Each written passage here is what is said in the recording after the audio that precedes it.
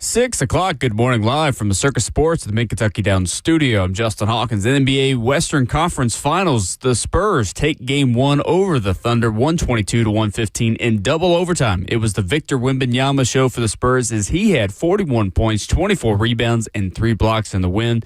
Alex Caruso had 31 points off the bench for the Thunder, but Game 2 is Wednesday night. But coming up tonight, the Eastern Conference Finals tips off as the Knicks host the Cavaliers for Game 1 in Madison Square Garden at 7 o'clock on ESPN. In the NHL last night, it took 11 minutes to overtime. The Canadiens are moving on to the Eastern Conference Finals as they take down the Sabres 3-2 in Game 7. Alex Newhook is the hero as he does it again, scoring the series-clinching goal for Montreal in Game 7. First, he did it in Tampa Bay in round 1, and now Buffalo in round 2. The Canadiens move on to face the Carolina Hurricanes in the Eastern Conference Finals, who will have 11 days of rest since their last game when they win 4-0 over the Philadelphia Flyers. Game 1 of the series will be on Thursday. For all your foundation repair and waterproofing needs, you got to go to USSTN.com.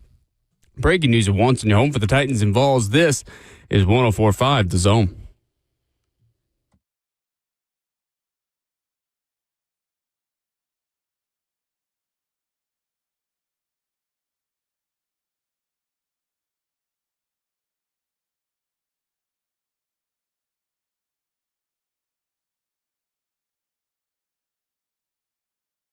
Six a.m., hour number 1 on your Tuesday morning. Ramon and Will, good morning. And welcome in on this humid, warm, cloudy Tuesday morning in Nashville, Tennessee. 615-737-1045 is our number. We stream this show live on 1045 The Zone TV, Facebook Live, YouTube, Twitter, or Twitch. Comment section on the 1045 The Zone YouTube channel is open for your interaction. And the crew's all here for the final time until Friday. He is Ramon Foster, Justin Hawkins, our producer, myself, Will Bowling, on this Tuesday, May the 19th. Welcome back and good morning. How we doing? We're good, man. Happy Tuesday. Had a few days off, man. Had some family stuff I had to get done. In a good way. We had 8th grade celebration is what it is these days. On Friday, my youngest got an award at that event as well. Kind of cool, man. I remember about 4 years ago saying about my oldest, like, man, he's got less time in the house than he's already served. Like, I said serve. Wow, why would I say serve? But my point is... Serving a tour of Foster. Yeah, exactly. That's what he's doing right now, making sure he get all the free internet and food he possibly can. But I'm in the same boat with my youngest right now. He just finished 8th grade and about to go into his freshman year in high school, obviously. But... I'm looking forward to it. I wanted to see that event. It was cool being a part of it, man. I saw all my football boys that I coached up. We took pictures. I posted them and stuff like that. It was a real good time, man. The grandparents. Don't get in the grandparents' way at an event like that, okay? That's all I'll tell you. That's true. Do not get in the way. And then we headed to Knoxville this weekend as well. My youngest, again, picked up track and field. Yeah, he's had a big week. He's had a real big week. He's had a real big week, and he's going to get it today, just so you know. We start day 1 of Dad training him one-on-one offensive lineman and condition. I told him, I said, with your older brother, I said, like baseball, I find people to sit him around because I'm learning baseball, and as a father, you must learn it because recruiting, pitching, and all that type of stuff. He just got back from Atlanta, so we were all divide and conquer this weekend, too. He separately went down with one of his friends and pick up with somebody. My youngest, I told him, like, you play O-line, D-line. We going to have a date every day, just so you know. My mindset was him, physical conditioning precedes anything else. And I told him because he's never really trained like this. I said, we're going to run. I said, we're going to get to it. I said, because if we run and we in condition, then we'll never have an excuse about I'm tired or I wasn't ready. And he hadn't run like this before. But it's for the good. And I told him this up front, too. I said, you going to hate me. I told him, I said, you going to hate me. It'll be him and a few of his friends that are in the same class with him as well. I like it. I told him, I said, you going to hate me. But if you follow the plan, we're going to be all right in the end. And this is going to be a shocker to him. And it should be, for sure. I shouldn't be out here teaching him offensive line life at 10 years old. No, you know what I'm saying? it's character development more than anything, too. He going to hate me. in a good way. Well, and two, I mean, you know how biased I am on this, but I also think I'm right. I should just save that. That's just true of a lot of things that I think. The throwing and discus, I would imagine, helps your dexterity, your footwork, and your just overall agility. And that's why high school sports benefit each other. They do. Their ability to not specialize and do something else to help you gain other skills that can provide more overall just talent and skill level for your main sport. It did. It was actually quite fascinating watching him kind of evolve when he first started doing discus. So he ended up getting second in middle school state. He threw a 142.3, which was a huge. The next person behind him was in third place. I think was in the 130s. There was a kid from Maury County that threw 167 though. Like he crushed it. That's pretty dang good. You know the track and field at UT. That's where we were this weekend, and he hit the tee in the middle of the track and field part of it. So he crushed it for eighth grade there. But my son started off, man, first track meet he went to, he was just doing a simple like back and forth twist. And he kind of went on YouTube. I will say, parents, I know YouTube and the internet can be bad, but he taught himself how to spin. And we were practicing a little bit on Friday, and he didn't have his footwork right. And I never heard him speak of it. Like he's like, my foot went too wide, and the way I released it, like he knows what he's doing with it, man. So I love it. Congratulations to my little guy, man. Yeah, absolutely. To go from the 80s to 90s to throwing 140 was a big feat for him. I mean, he did 3 months of this. And he got second in state in middle school track and field. So it was a cool weekend for him, man. He had a big one. Very cool. Absolutely. Well, since we've last spoken, the Titans have a schedule, and they do not have primetime games. Dude, I was so off. I said 2 games. You did. I said 1, so I was off 2. What is your big takeaway, just kind of your first reaction, since you haven't been able to speak about this yet, about the schedule itself and the challenges, the positives, the good parts of what faces them in the 2026 Titans schedule? I would say it's very weather friendly. I feel like the consistency of where they are and how the weather will unfold. You don't go to a super cold place when it's cold. I know the last home game is always dicey with how early January can be. That can be suspect, but you go to Houston in week 18 to an indoor. That, to me, was super unique. There's not a whole lot of back and forth travel, the way I saw it, too. And I think one of the better parts for the Titans this year, specifically having only 8 home games and not the 9, is you start off the season with 2 back-to-back home games. I think that's huge. When you can start off the season at home, especially against the Jets, game that you feel like you should be in a position to be at home and open up with a dub. I thought that was super good for him too. And just also having your mind right and not overlooking the Jets to look forward to what the Eagles are. Those first 2 weeks right there, 1-1, 2-0, 0-2. It depends upon how ready you are. It's a critical stretch to start the season. It is, those first 2. And just looking at the connections that the Titans have. Go ahead and get some of these narratives out the way, too. The Jets and Robert Saleh situation, get it done, get it over with. As Dice as you need to get in week 3 with the Giants, get it done, get it over with. Let Coach Dable figure out what he's going to be as a play caller. Remove the emotions, because I will say this, too. Having teammates that have played on other teams, there is an extra fire that week that you don't speak about it. You're not supposed to speak about it and bring it up, because the job is the job.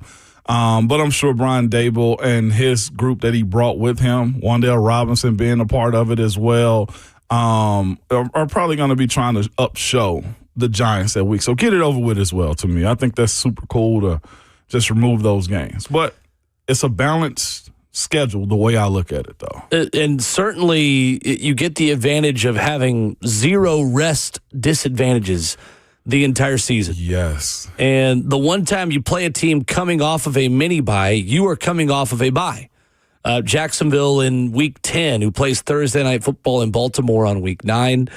A short week for the Giants before they host you on week 3 on Sunday, September the 27th at noon. They play Monday Night Football in Los Angeles the week before. And you've got Houston, who plays at Green Bay on Monday Night Football January 4th before you go there on week 18. So I think that's the biggest thing to me, Ramon, and the thing I look at most Yeah. on things like this is what are your rest advantages or disadvantages, and the fact that you will always have at least equal time to prepare for your game than your opponent. How significant is that for this team as young as they are? It's the consistency of film study, recovery, rehab. I mean, just the entire gambit of how do you fall into a flow. That's where I'm at with this one. If I know every week we're going to be a 12 o'clock Central game, then I can lock into my regimen of this is how practice is going to go for me. If I'm a little iffy, I know I can get back on this day right here as well. And again, when you look at teams that come off short weeks, what I will say too, there's anxiety for the opposing team too. That will be anxiety for the Titans. I've been in situations where some teams, like you said, that are on the short week that are playing the primetime games, they just fall into momentum and they become zombies to the calls. And what I mean by that is when they're locked in, and you can't fall just short of the goals in the end. And what I mean by that is this. When you have more rest, you have the advantage, I feel like. But in that, you can't look at them and say, well, they'll just lay down. That's the mental warfare that you'll have to go to when you go against teams like Houston or whoever else that you're coming up off a primetime game, because you'll say to yourself, well, we're more rested. We should beat them. No, you can't approach it like that. This team has to find that maturity in which they find themselves in a position where every week is week one. And I know it's not reality, but you can't say just because they just came off a Monday night game and playing us, if they get a Saturday or Sunday early game, then they'll be fine. Like, no. That's not the case in these type of situations. No, it's not a crutch. Mm-hmm. And I don't want to even call it embarrassing if you lose, but you have to be right-minded. And to your point, with the extra rest, take advantage of teams being beat down, potentially having injuries in one or two spots because of the short week. You might find a team that say, we're going to sit you this week because they feel like they have a bigger matchup the following week. Don't fall victim to allowing teams off the hook when you know they're shorthanded or they're short on rest and travel as well. Live for the 104.5 The Zone Circus Sports Studio, Kentucky's largest sports book can now be found at Circus Sports at Kentucky Downs. Today is likely the day that the Super Bowl is officially awarded to Nashville for 2030. What are the biggest questions and challenges facing the city ahead of Super Bowl 64? We'll talk about that coming up next. Hour number one, Ramon and Will, Ramon Foster, Will Bowling, 104.5 The Zone.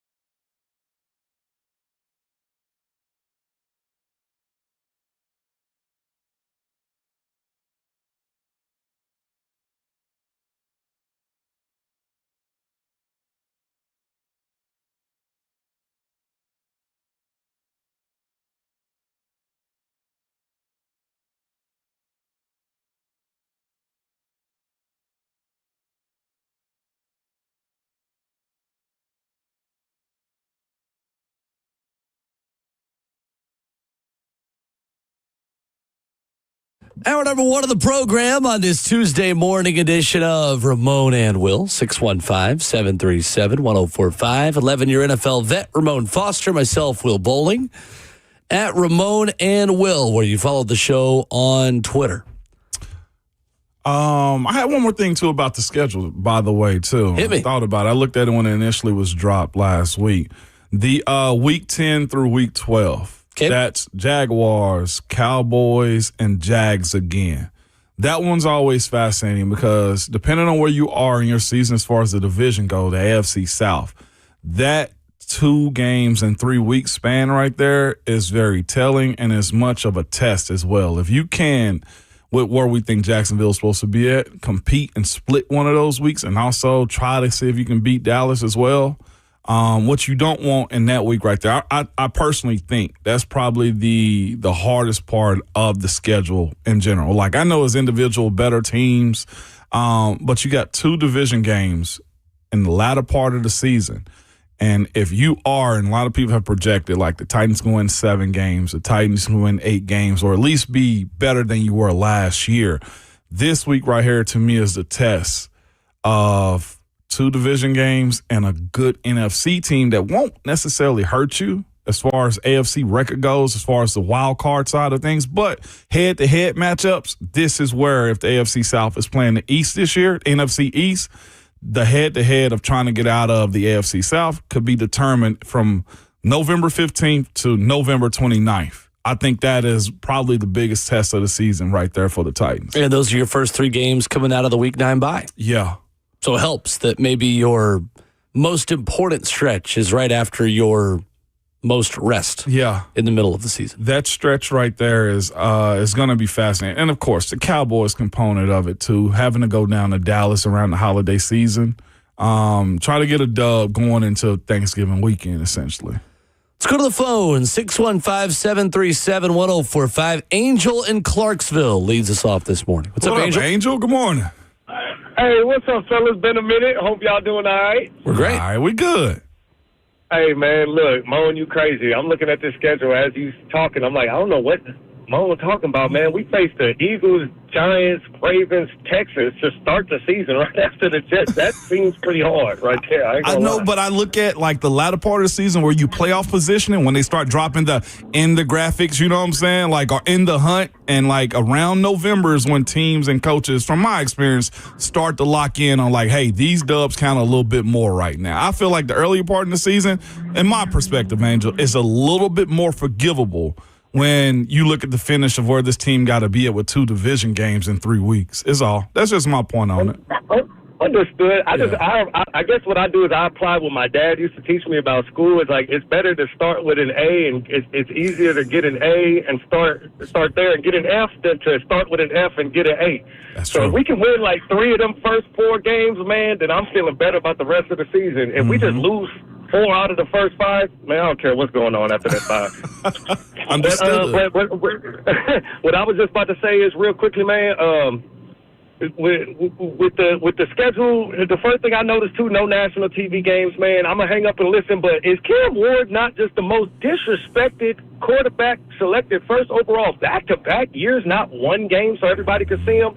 Man, let me know what y'all think, man. Love y'all boys. Sure. Appreciate it, Angel. Appreciate the call, Angel. Over the weekend, Mike North from the NFL gave his normal spiel that he gives after the schedule comes out, and he said the magic words that he says every year: you play your way into primetime. You do not draft your way or fire your coach into primetime. Ramon, at this point, the NFL does not believe that Cam Ward has played himself into primetime. That's it. I've been listening to this conversation as of late, too. So the way I feel about this is this. One, I'll just acknowledge it, and I think we all can. The NFL has changed.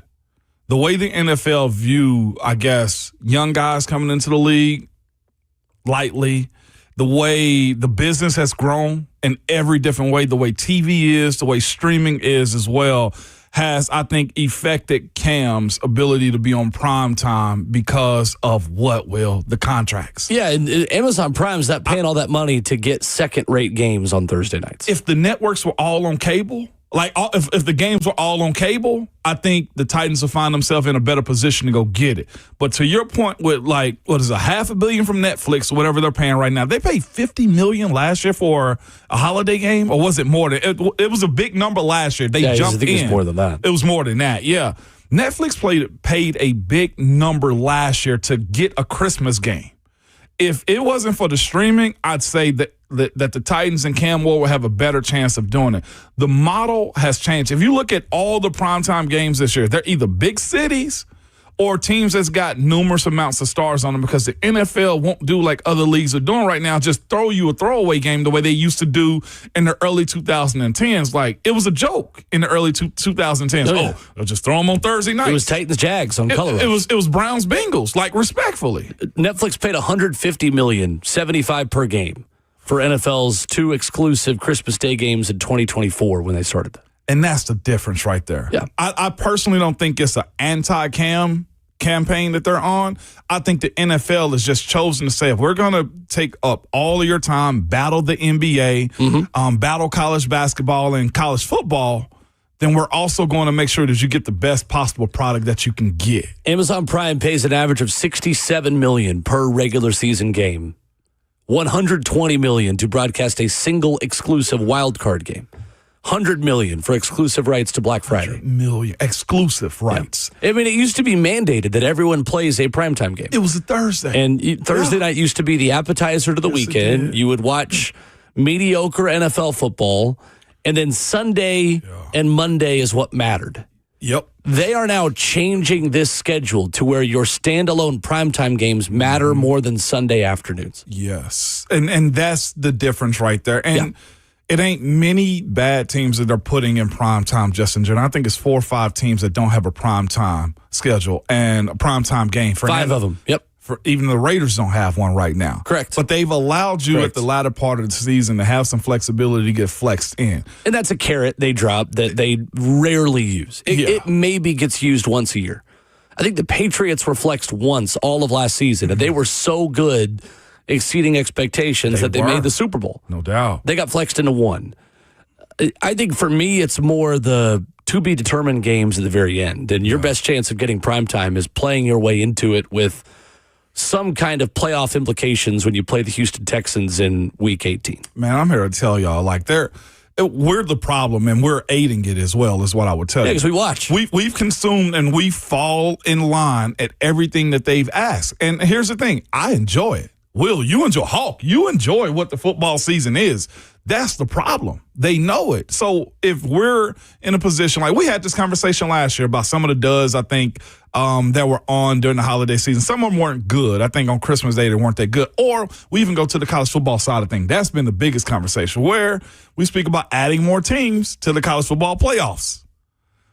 I'm okay with it because it's more football. Some people are of the conversation. I think we were on different sides of this thing, Will. You're just like, I don't want to see North Texas get beat down by Oklahoma. Like, yeah, Ed is that part of it too. And I think the NFL falls on the same sword. It's more football, but it's barely any more competitive football. They want it to be good, and that's the challenge that Robert Saleh has. That's the challenge that Cam Ward has, to show them, hey, we're good. This is going to be the standard moving forward. And fair or unfair, at the end of the day, I continually say this is something I live by. It is a beautiful sport with a brutal business behind it. There's no other way to kind of phrase it. This is the business part taking over your love of the Tennessee Titans and Cam Ward not being on prime time. Yeah, I heard Buck Show talking about it yesterday, and the writing from Easton Freeze at A to Z Sports says the last number 1 overall pick to go 2 straight years without a primetime game, to their research, was Vinny Testaverde. Yeah, that's a while ago. I also do think that you have a unique set of circumstances, and I don't think it helps that you have current Nissan Stadium under construction within all of this, too. Yeah. For sure. The NFL is in the business of showcasing its newest venues and its shiniest new things, and not active construction sites. And that's kind of what you have over there right now. You have a team and a stadium that are both under active construction. For sure. And again, too, you'll get one next year. It's sustainability of history. I will say this, though, too. Titans fans, the more you travel, the more you show up. I think the more you find yourselves in the conversation like the Buffalo Bills, like the Dallas Cowboys.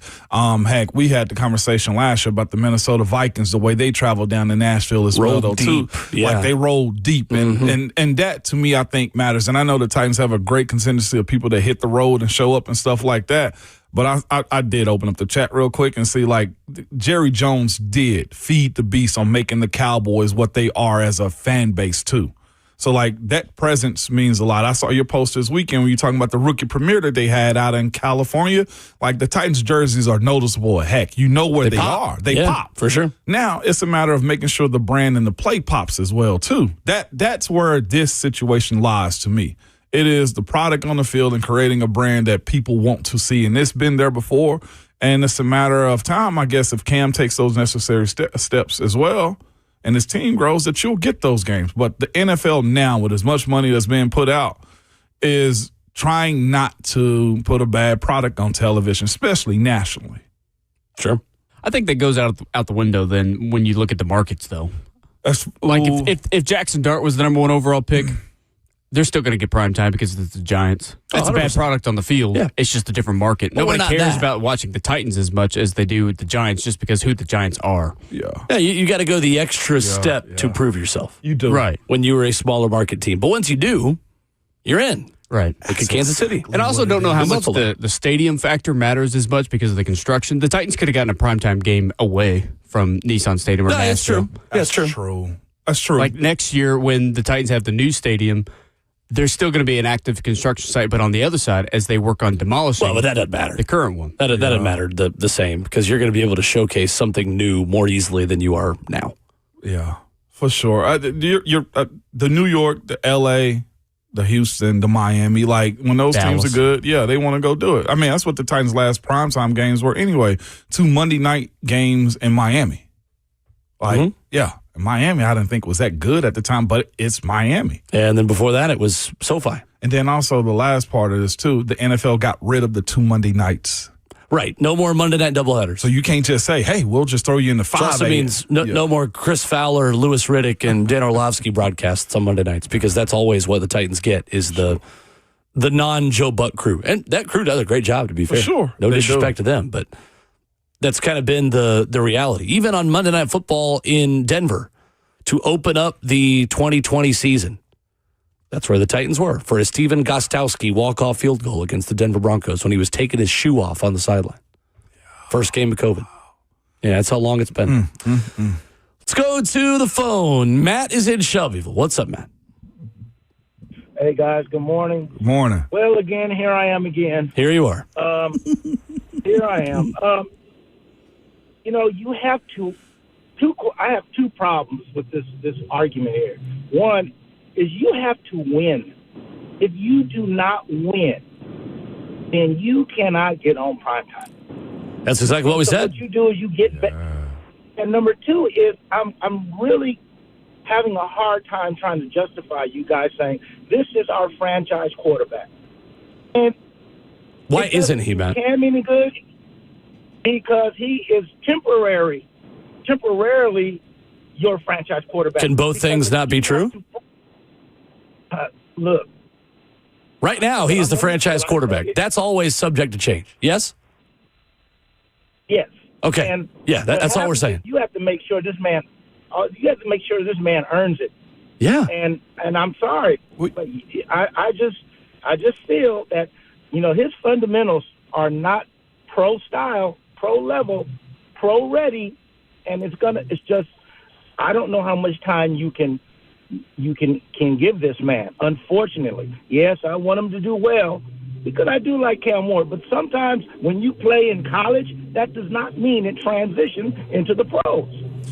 Matt, real quick, Time will tell. I like your point, and I will say this: across the league, veterans feel the same way about young guys and rookies too. Like you got to go earn it, and I think that's what you're saying. Like I don't want to paint the picture because it does sound like you can be.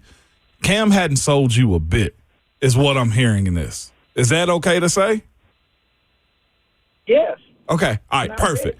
Now, That's been made abundantly clear. I will say this though too. I feel like as a show, we've consistently said though, like it's 3 years, and like how much time do you give them? That's why the NFL owners and coaches and the CBA has now included a 5th-year option, because if that's the same conversation they're having in Houston about C.J. Stroud. Like in year 4, seeing it, like you'll see if you get more time by them picking up the 5th-year option. So I think growth is okay to watch in real time, though, Matt. Yeah, we don't disagree with you. Yeah, you're getting upset with us for a take that we share with you. Yeah, we share the same sentiments. It's just that when you view it the way you do at times, like we're not mad about success, instant success is like not real in the NFL, because the guys that have had instant success, Jaden Daniels like had a bad sophomore slump. Like I do believe in gradual, just having the ability to gradually get better is what you're looking for. And the projection of being able to speak about Cam is he should, and I think it's to your point before you deem him king of the hill,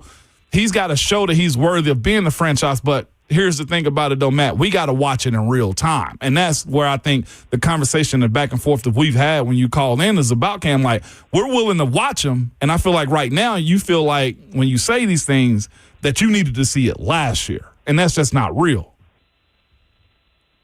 I think also, and to Cam's point, he needs more help. I think if he had more help, he would look better.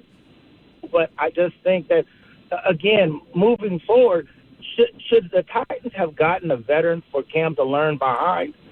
Because just to throw him in there with everything bad, that I just don't think that's a winning situation for him. Thank you for the call, man. Appreciate the call. Too late for that. Ship has sailed on that front. That world, I don't think exists anymore as far as like being able to sit guys. Like I think the way the Raiders have kind of brought in Kirk Cousins to try to do it with Fernando Mendoza, but we expect Fernando to be in his rookie year, correct? I think most betting odds have him like at some point. Well, not betting odds. Most people that cover the NFL expect Fernando Mendoza to run out the tunnel at some point this year. Yeah, I think he's the starter by November at the latest. Yeah. We're going to need to have Matt talk about something good that happened in his day yesterday to begin every call. I'm great with Matt calling in. I love it when he calls. But maybe it's like a seesaw. Right now, the seesaw, there's somebody really heavy sitting on one side, and then there's like me when I was a distance runner sitting on the other side, and I'm just hanging right up here in the air. I'm just sitting waiting. Dangling. I'm waiting to come back down to earth. We're going to need that seesaw to just even out a little bit. Just even out. I just want Matt to start off with, yesterday, I had a nice meal. I grilled a nice steak, and I enjoyed it. All right, here's my point. Cam Ward sucks. All right, back to you guys. Appreciate it. I love Matt. Call back. Matt, we appreciate you. We love you. But, like, come on, man. It's before 7 in the morning. It's going to be a beautiful day. I want to see Matt at a bar, what are we talking about? A restaurant. I want to sit down with Matt. You're getting mad at us for agreeing with you. Matt, I legitimately want to sit down with you and talk this over radio, because this is such a great sit-down conversation, Matt. I love you, Matt. I do. Bam in Nashville. What's up, Bam? Good morning. Up? Bam, tell us something good about yourself first. First, I have some steaks that I'm going to grill later on. There you go. How did I know? Marinating for 2 days. I love that. They have been marinating for 2 days. My shrimp have been marinating for a day. See, now this is the guy that knows ball. I feel really ball. good about it. I got a new propane grill. Okay. I feel good. I'm very pro Life propane is good. grills. I got my season tickets. Go. I got my flight. I got my flights where I'm going to Dallas. Yep. I'm going to Baltimore. I'm going to New York. I'm pissed about the Vegas game in December, but otherwise than that, that's where I'm like Matt. I'm pissed because it's 2 days after Christmas. Fair enough. Otherwise than that, hey, now, before we get into this, congratulations, Ramon. You deserve it. I don't know what you're talking about just yet. No, no announcement there. No news to I know update where you headed, Bam, and I acknowledge it. But my bad. Anyway, all the above. Yo, that's something good, I agree Bam. with y'all 100% talking about. I agree with y'all 100% talking about Titans fans need to show up to these games out of town, because everywhere people be outnumbering us so bad in our own stadium, and I'd be like, bruh, sometimes when I go out of town, I'll be feeling all by my lonesome and stuff like that. So yeah, we do need to show up bigger. But again, I really don't care about the whole primetime thing, because you got to earn that, man. You legit got to earn that. Like, I don't even really see why it's still a conversation. We know what we've been the last 2 years. I don't understand why fans are up, in arms about the whole situation. Get out there and show what we need to do. Now, I don't necessarily agree with the whole Cam situation, what my guy was just talking about. You got to give a man grace and mercy, man. Like, we all need grace and mercy at some point in time. Let the boy grow. Let him do what he needs to do.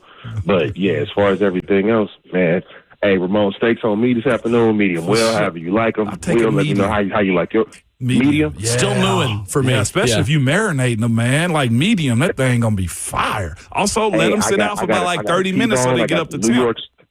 I got some New York strips and I got some ribeyes and some T-bones. Yeah, I got you, bro. I've kind of transitioned from the ribeye to the New York strip too, by the way. That's the best one. That's where all the flavor lies the best in the New York strip, my brother. Hey, let it come up the temp before you throw it on them coals like that, though, too, is what I would tell you. That's what bam, that's going to be prime time. I know you know what you're doing. I just want to throw that out there. Come on, man. All right, man. Yeah, y'all be smooth. Appreciate it, man. Appreciate you, Ben. Thank you for the call. If it wasn't mooing a couple minutes before, it's not for me. I do the move, but like I need to know that you're not moving no more though. Fair enough. You like your steaks medium? Medium. Medium rare for me only. Medium rare. Rare? Exclusively. I mean, I've done it. Medium rare. Medium. Not rare. Medium rare. You doing medium rare? Yes. Yeah, same. Yeah, it's the only temperature I've ever done. Okay. Well, I mean, ever. I used to do medium, but only temperature I ever do now. I would say My grandfather used to do well done. Oh. No. You're going to end up on a watch list if you eat well done steaks. that old era man lived like that. They wanted it. I mean, they thought it was still blood. There are plenty of boot barns you could go to around if you want to eat cowhide and just go buy a leather belt and eat it. Chewing leather. Oh. My mom gets that, I think, medium well or something. Yes, I'll get some garlic, salt, and pepper on a brown leather belt, please. Yeah. Size 32. Medium well is how I transitioned over to medium though too. Like I didn't realize I ain't gonna lie, I was a well done cat at first when I was younger. Really? Yeah, heck yeah. Going to Applebee's getting a steak, well done that bad boy. Diabolical. You just like the flavor. You didn't like to eat it. Diabolical. Like think about where I was going. You just like to basically like steak gum. I said going Just to keep on Applebee's for a steak. Like I was well done in that thing, okay? Like now you send me this to a steakhouse, it's a different conversation. 615-737-1045, our number. What are the biggest challenges facing Nashville ahead of Super Bowl 64? We'll talk about it next.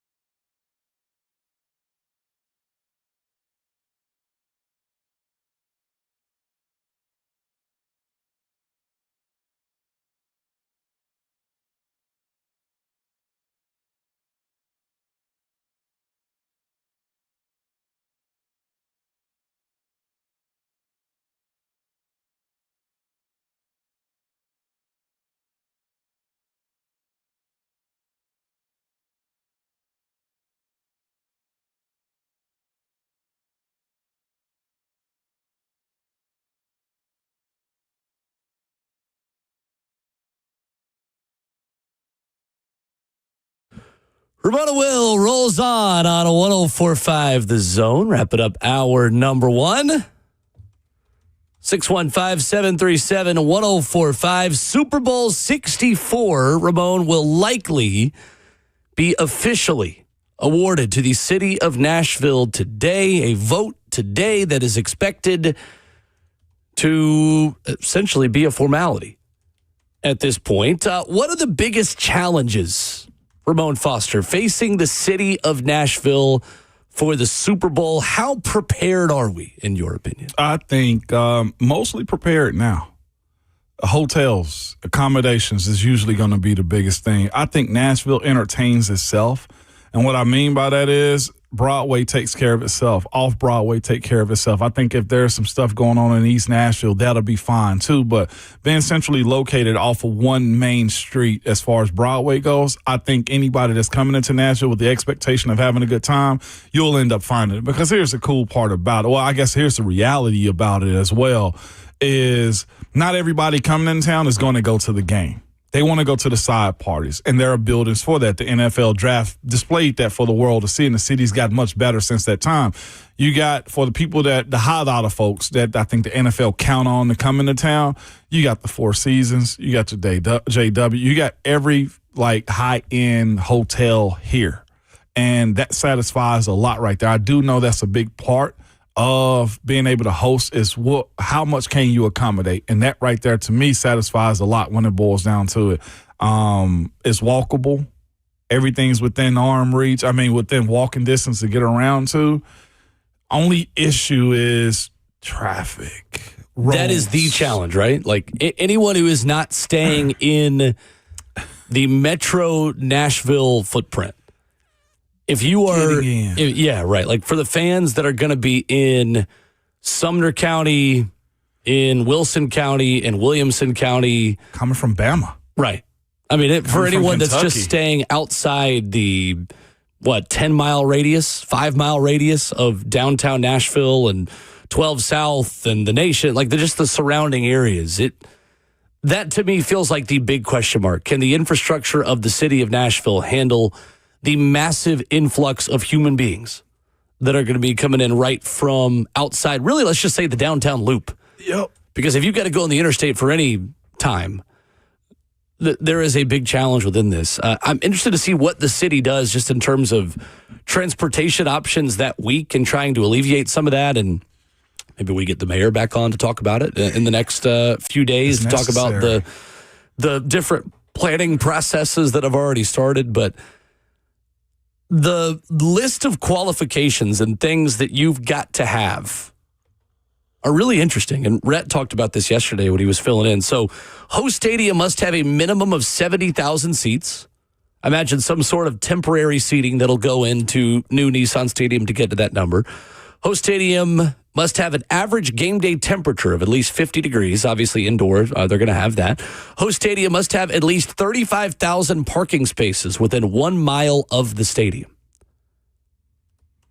Titans in Nashville will have that, just in a plethora of garages and downtown options. They will. Host stadium must have practice space of equal and comparable quality for both teams within a 20-mile drive of the team's hotels. As many nice high schools. And I was going to say, which two? Vanderbilt, obviously, that is still in this area. Plenty of options there. Plenty of options. Typically, you see Father Ryan, MBA, Brentwood Academy. And those are kind of the three that usually are hosts for the Music City Bowl. I wonder if having more turf fields around public schools will help now, too. Plenty of those options as well. Yeah. Yep. But it's the facilities, too, that go into it, which is where the privates come into play. Yep. Which is fine. Host stadium must have hotel spaces equaling 35% of the stadium's capacity within 1 hour's drive of the stadium. That, to me, is the area where Nashville's come the farthest. Yes. Over the last 10 years. That would not have been the case a decade ago. I would say it's certainly the case now. Yeah. Goodlettsville right now is throwing up hotels Lebanon is, Mount Juliet is. Like, everybody's ready for that side of it. So, and I do wonder, because didn't Nashville go through restrictions with Airbnb and stuff like that too? How many apartments will be available for people that just want to set up for the week, or houses that people will be renting out when it comes down to, hey, this person is a celebrity and they want to stay in somebody's house? Do you have any place for them? Right. Or the straight backs that people can rent out as well? I'm not sure if you've seen the 65-40 split, but there are so many, it looked like Verbos or Airbnbs that are available right now, the long and skinnies off the side of the highway right before you get to Trinity Lane. It's so many spots over there that overlook the city. They look awesome too. I think Nashville's going to crush it. Yeah, I do too. I do. You can't widen this is the what highways. We do. And again, too, prepare yourself. I know we're 4 years away. The Uber prices are going to be ridiculous. Oh, my gosh, yes. Waymo is going to be ridiculous. Like, if you can get downtown, stay there is what I would say, just looking at what the draft situation was. Yeah, it's going to be interesting. It's going to be interesting. I think Nashville will showcase itself well enough to be in the heavy rotation. I think we are going to enter a decade in the 2030s where Nashville will host multiple Super Bowls. Have you seen Rappaport and everybody speak about it too? Like, everybody's been wondering when Nashville is going to get one because of what the draft. Because of what the draft did in 19. There's a lot of excitement, and for good reason. 615-737-1045. Back to your phone calls as Hour 2 begins. Coming up, we'll tell you exactly what to expect for Tennessee and Vanderbilt in the SEC baseball tournament. Getting started today. Not often that both of these teams are playing Tuesday games in the SEC tournament. We'll tell you what you need to know coming up next.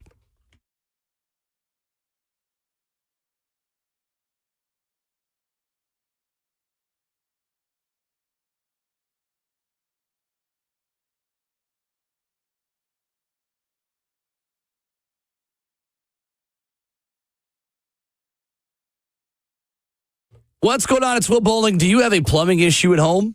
Whether it's a leaky faucet, a clogged drain, or a water heater that's gone cold, the plumbing professionals at Lee Company have your back. Available 24/7 year-round, Lee Company's licensed technicians can save you time, money, and all the stresses that come with an ill-timed plumbing issue. You can contact their award-winning team at leecompany.com. And that leecompany.com website is a great website to know for any problem you've got around the house. Your HVAC, your electrical systems, your plumbing problems. Lee Company's got over 80 years of experience serving the homes of Middle Tennessee around this area and also in Kentucky, Alabama, and Georgia as well. With over 1,800 team members and 24/7 hours, Lee Company is there for you when you need that extra pair of hands to take care of something around the house. So make sure that you address that plumbing issue at home by heading online to leecompany.com. That's Lee Company, all you need.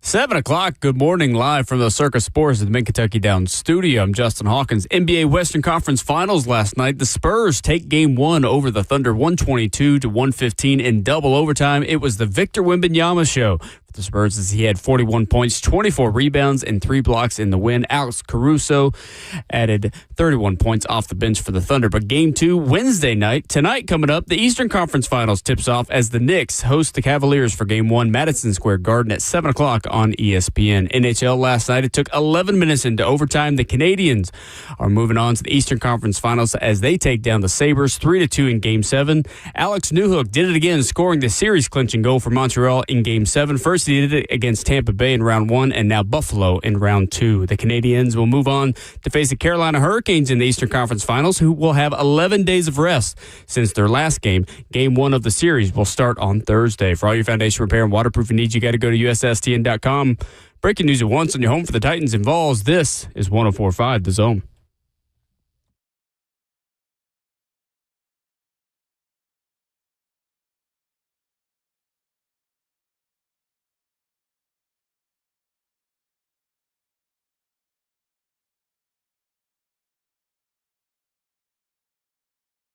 Hour number 2, 7 a.m. in beautiful Music City. Welcome in to Ramon and Will. 615-737-1045 is our number. Justin Hawkins hitting all the right buttons. Ramon Foster and Will Bowling at Ramon and Will on Twitter. Coming up at 8:20, ESPN college baseball analyst Chris Burke joins us. Ryan Shumpert of Rocky Top Insider at 9:20. You can hear Austin Price tomorrow as we pushed him back just a day to tomorrow, where Rhett Bryan will be in for me. I'm headed to Knoxville after the show today, do some TSSAA state track and field, which I love doing every year. We're going to talk a little bit of baseball today, Ramon, because today is postseason day 1. Yeah. And typically, Tennessee and Vanderbilt aren't playing on postseason day 1 as two of the best programs of the SEC at the moment. Tennessee today at 4:30 p.m. Central Time on the SEC Network against 15 seed South Carolina, coming off the heels of a sweep via the hands of Vanderbilt, who is the 12 seed.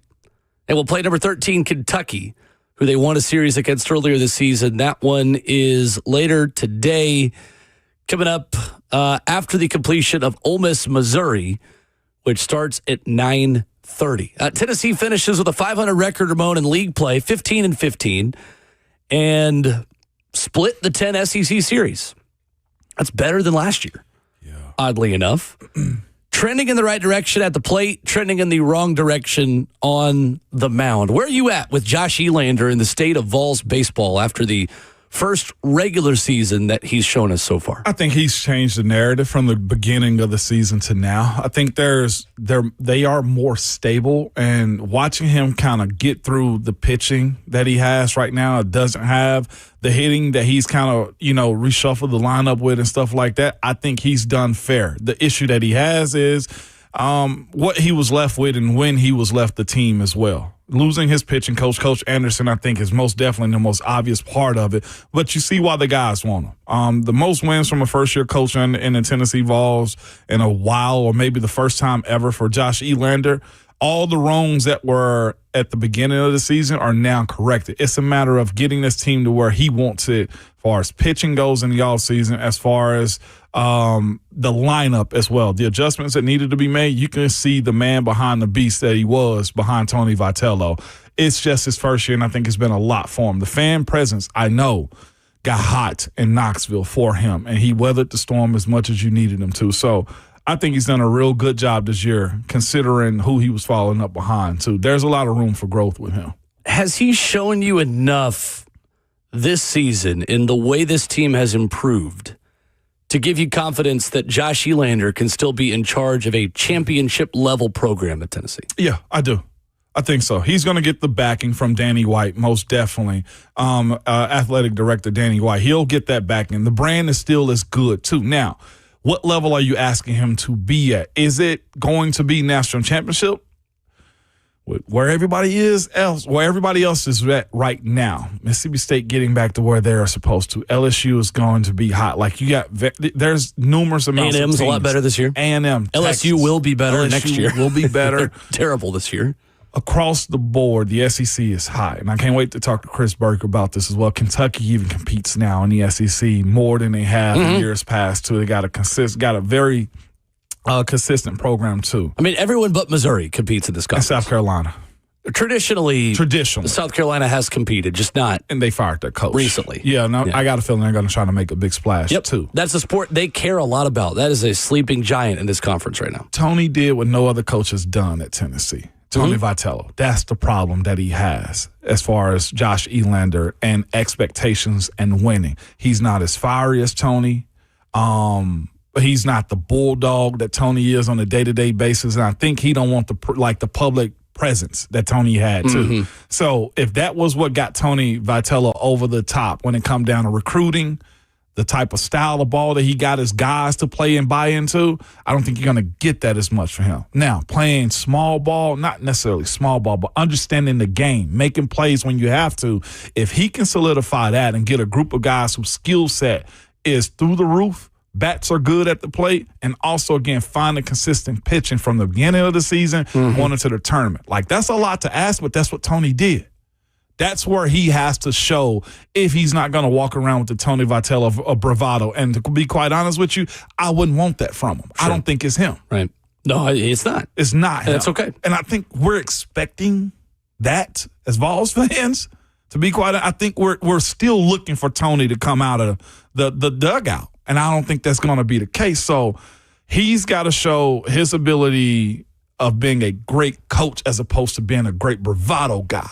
Because everybody spoke about Josh Elander getting this job, and everybody kept saying, well, it was his game plan. It was his style. It was his technique. Sure. Tony led the way in all of that, though. Sure. I think it's a big deal the way that team has shown it can be coached from a hitting perspective by Josh Elander and from a head coach perspective by Josh Elander and find the same level of success at the plate. Early this season, I think there was reason to be concerned about their ability to hit the same way they have in the past if Josh Elander's managing a bunch of other stuff. That concern is kind of gone by the wayside for me because in Tennessee's first 17 games via VolQuest, Tennessee scored 5.4 runs per contest. In the final 13 games, they're scoring 8.3 runs per game. A total of 108 runs in the final 13 games compared to 92 runs in the first 17 games. Now, Landon Mack's injury has really hurt them on the mound. Cam Appenzeller hitting a bit of a freshman wall hasn't helped either. If he regains his form, then all of a sudden, Tennessee could be a really dangerous team in a regional again. But I think it remains to be seen. I think postseason is going to tell us a lot on the state of Josh Elander coaching the most important games and getting this team over the hump when it matters most. I just think that as a rule, and we're going to talk about Vanderbilt in a minute, I think they're a great example of this. Everyone's floors are lower than they've ever been, and everyone's ceilings are higher than they've ever been across the board in college athletics. Yeah. And you're just going to see more years of weird. When you are spending less time getting to know recruits, you have less time to recruit the most crucial part of your cycle in the sport and transfers, and you're taking more calculated risks maybe in transfer players that might not fit your culture as well because you just don't have as much time to get to know them. Right. And you're going to take a lot of swings and misses, for lack of a better term, on transfers that might just be total duds. And it feels to me like when you don't have that ability to stockpile depth and stockpile guys who have been raised in your program and know your way of doing things, you're going to get more moments in players that you've recruited. It's the reason why LSU and head coach Jay Johnson has said in the media, I didn't do well enough in the portal. I didn't build this team correctly. That's on me. Yeah. Vanderbilt was the number 1 overall seed in the NCAA tournament this time last year. Sure. They're not going to make the NCAA tournament this year at all unless they really go on a run starting today against Kentucky and forward through the SEC tournament. Vanderbilt is in major jeopardy of an NCAA regional streak of 19 years ending. If they lose today, it's 100% done. 73rd in RPI right now. So I think Tennessee fans don't like to look west and compare themselves to Vanderbilt very much. And I know that obviously these programs are run very differently, and you've got a new head coach, and they're still doing things in a lot of the same ways, despite the fact they just set a school record and hit over 100 home runs this year. And Vandy's kind of changing the way they're building their roster a little bit. But everyone is dealing with weird seasons. And I'm not convinced that this team would look pretty similar if Tony Vitello was in charge of it, Ramon.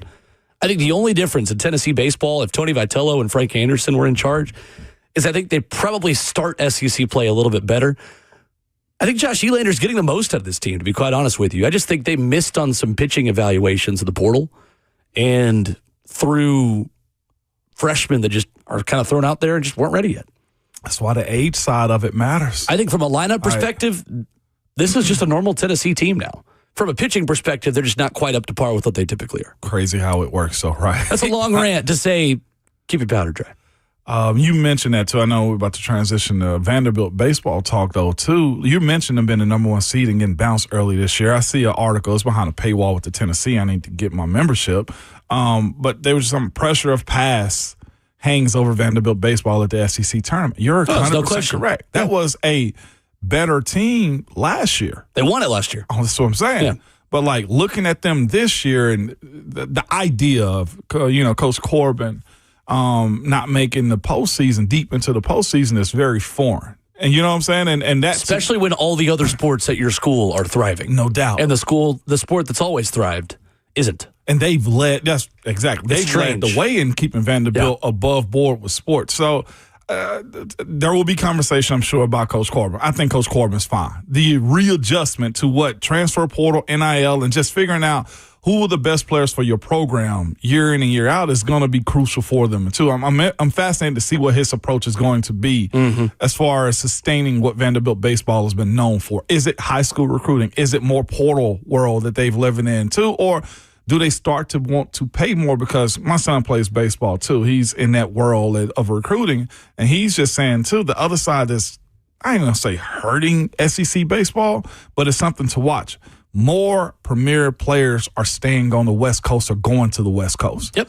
UCLA, Big Arizona. 10 West Coast schools. Yes. The Big Ten check was a life raft for a lot of programs that had died. Yes, it was. They were still playing, but as far as contenders, they died. Those Brentwood, California guys that came to Nashville, Tennessee are staying out in California more now. 100%. To stay with Arizona and USC and funny UCLA. How the narrative when all that happened was, these schools, it's too much travel.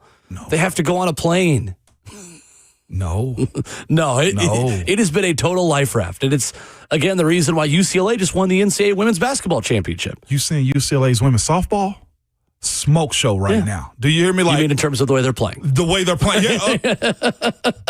Thank you. Thanks for clarifying. Yeah. Thank you. You're not calling anyone smoke shows. No. Live on the radio. How hot they Happily are. married. Ramon Foster. They got a girl. Those bats are hot, I'll tell you. They're a 10 out of 10 in hitting. They got a girl. They had a grand slam yesterday. This was 2 days ago. Absolutely killed the ball. And she's got more walks than anybody in college softball, right? Yes. They're in the Sports Illustrated Sports Edition.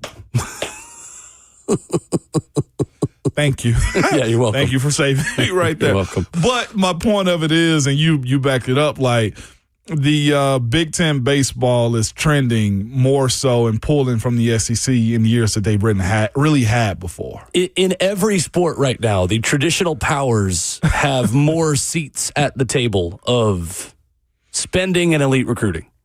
Yeah. It's the same thing that Alabama football fans are dealing with. Mm-hmm. Vanderbilt baseball is dealing with as well. The same thing that Kentucky basketball is dealing with. Vanderbilt baseball is dealing with as well as a legacy championship contending program. The way they adjust moving forward is going to be fascinating. And they've already moved in the fences a little bit with their renovations going on to that stadium. They've gone more with a power hitting approach because that was the conversation for so long. Like, until Tim Corbin embraces home run hitting and power hitting, like there's only so far their offense can take them. Well, set a school record. They've hit 107 home runs this year. That's fourth best in the SEC. Their team ERA is 84th in the country at 5.17. Last season, they were 3.73. You want to hear what's fascinating, man, is rivalries change you. And the Tennessee-Vanderbilt rivalry that happened with baseball was all you guys do as far as the Vols go is hit home runs. Now, Vanderbilt went out and got home run hitters. And now... And a hitting coach that's going to coach it too. Exactly. Mm-hmm. But what's crazy is getting away from what you're used to doing, whether it's playing small ball, being great sound as far as the way they make plays and set you up defensively and pitch on the mound, like has caused Vanderbilt this year, whatever the case may have been, to not be as good as they once were doing it their way. I am interested in if they go back to saying, screw the home runs. We as Vanderbilt got to play baseball. We're not going for the long ball every single time, because that was the big conversation about the Vols. All they do is hit home runs. And I wonder if they got pressured into trying to find home run hitters and kind of lost their way this year. I mean, they certainly did on the mound. That's for sure. Can't pitch. 5.17 ERA at Vanderbilt is not normal. Tough. Not normal. So they're in a tough spot entering the SEC tournament. If they were to beat Kentucky, they would play 5 seed Florida. Vandy and Florida did not play during the season. And then at that point, you kind of put yourself on the doorstep. I think minimum 3 wins is what Vanderbilt needs this week in Hoover in order to give themselves a shot at the NCAA tournament. But we'll talk more about that with Chris Burt coming up in hour number 2. 615-737-1045 is our number. Which Titans have the most to prove this offseason as OTAs get started over at the Vanderbilt Health Football Center? We'll talk about that coming up next.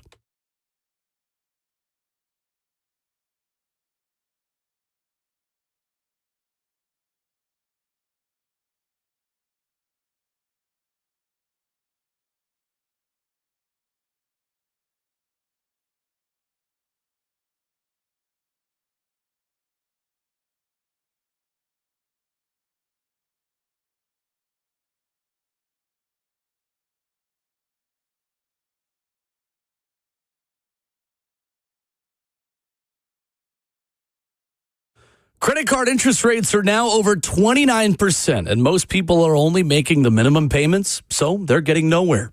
Hey, it's Will Boulding. Here's what many homeowners don't realize. Using the equity in your home, you can easily access hundreds of thousands in cash. With Loan Pronto's Rapid Equity Loan, you can pay off your credit cards, your existing HELOC, your car loans, or get money for that home improvement project. One client just got $100,000 approved and saved over $1,500 a month. And here's the best part. With Loan Pronto, you can do it all from your phone. With zero out of pocket, no hard credit pull up front, no appraisal, no long, drawn-out bank process, and no touching your first mortgage. Rates are at near 3-year lows, so act now. Go to loanpronto.com, see how much you can get in about 60 seconds. That's Loan Pronto with 2,800 5-star Google reviews. Call 615-499-5780 or visit loanpronto.com, 615-499-5780 or online at loanpronto.com. Equal housing lender, NMLS 1661781, NMLSconsumeraccess.org.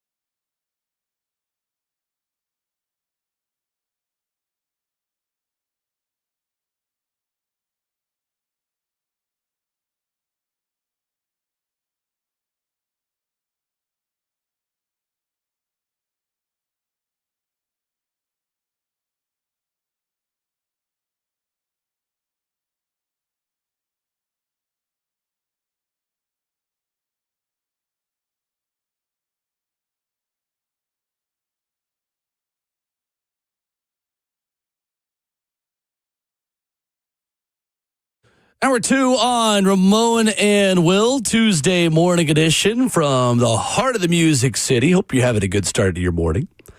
615-737-1045. We give the number because we invite your interaction on a question, Ramon Foster. As Titans OTAs begin yesterday, Titans are one of 8 teams that are going ahead and beginning organized team activities this week. Which Titans have the most to prove during this phase of the offseason program? Where do you begin to answer that question? Man, I start with Cam Ward. Okay.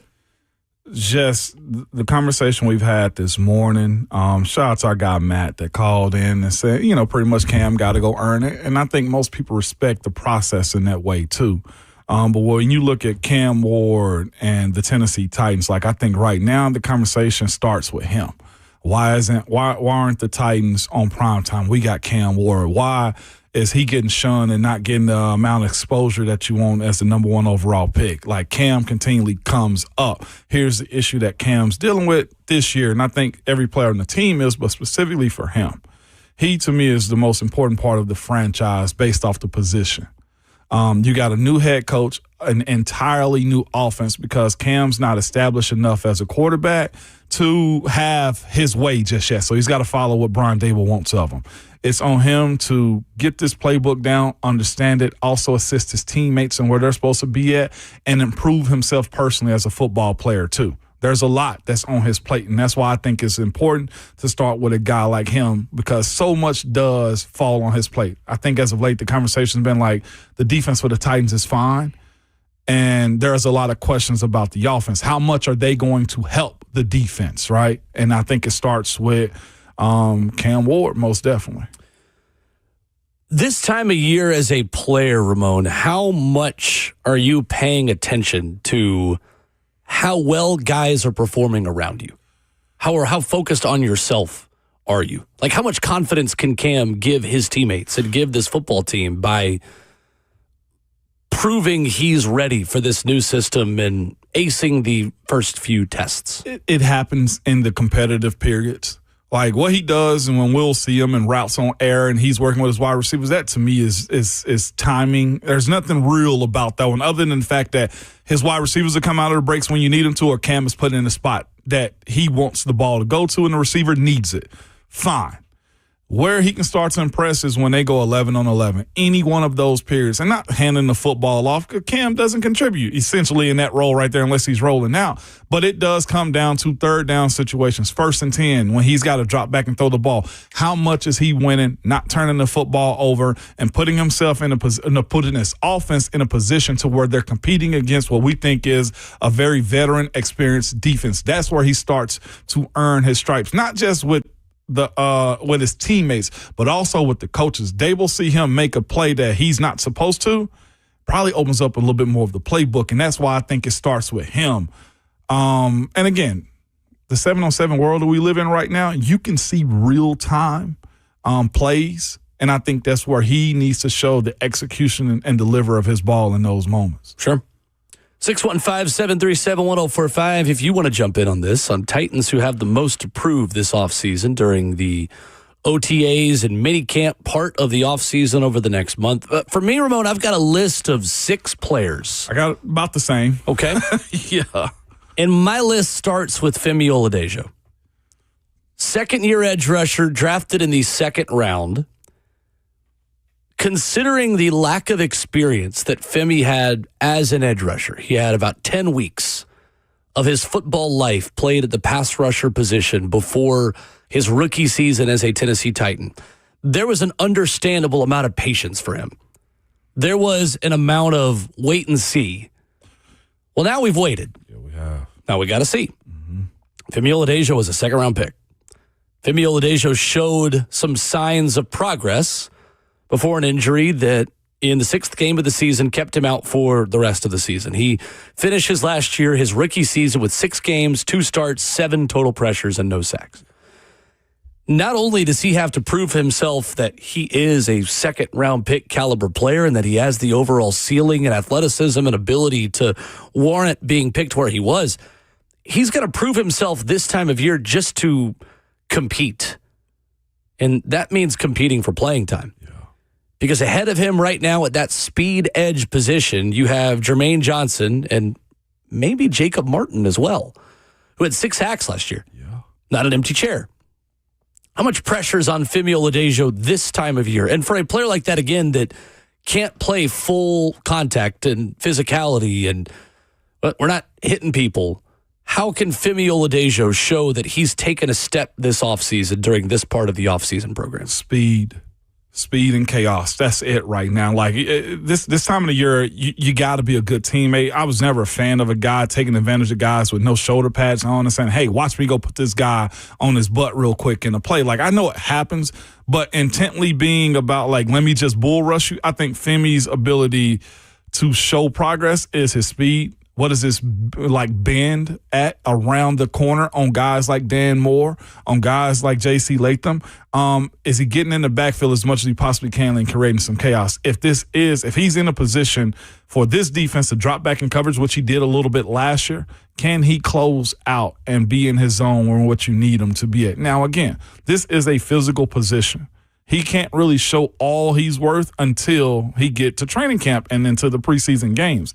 But to me, Femi's biggest jump has to be his ability to show his speed and chaos, even in OTAs. It's possible. I know the NFLPA is going to watch it as far as physicality goes. Sure. No shoulder-to-shoulder banging is what they ask for. But he has the ability to use his hands, show his bend, and to be quite honest with you, create some chaos around Cam if the offensive line isn't holding up. He has to be – I use this guy because he's familiar, but he's got to be Wesley Woodyard / Arden Key loud in practice almost every day. And, I mean, that's a lot of barking, but he got to make people, especially the media, notice him because narratives become reality, I feel like, most times. And if he's quiet and mum, he can fall to the wayside with this group. And I think as a rule right now in this new system and with new styles of coaching, you can make a blanket statement that the guys that are learning this system most quickly put themselves in the best position to play. That's not groundbreaking analysis, right. But someone like Tyjae Spears, I would typically say the biggest way he proves himself is by proving he can be healthy and available weeks 1 through 18. There's not much else that I need to see from Tyjae Spears on the practice field to say, all right, well, that guy's ready for a bigger, like, I know who Tyjae Spears is. I know that he's a dynamic receiving back. What I don't know is if he can be available for long stretches of time. But if Tyjae Spears has a better grasp on the playbook than Nick Singleton does early, then maybe that gives him more of an opportunity to prove himself. I think the other one for me is Marcus Harris. In that secondary and in coverage, we've heard the coaches talk about this time of year, we're watching our own guys. We're seeing how they come in the building. We're seeing the way that they work in the film room, the way they practice. And there are still conversations that can be had about other additions we can make. Marcus Harris can beat Kenny Moore for the Titans nickel job before Kenny Moore's ever even on the Titans roster. And he may never be on the Titans roster at this point. That may not even be a thing whatsoever. But I'm just putting a name to it, whether that's Kenny Moore, whether that's whoever else they feel like is available at either roster cutdowns or undrafteds that are on the roster or other veterans that are still floating out there in the free agency ether. Marcus Harris is battling a faceless competitor right now, and it's just whoever else the team could get.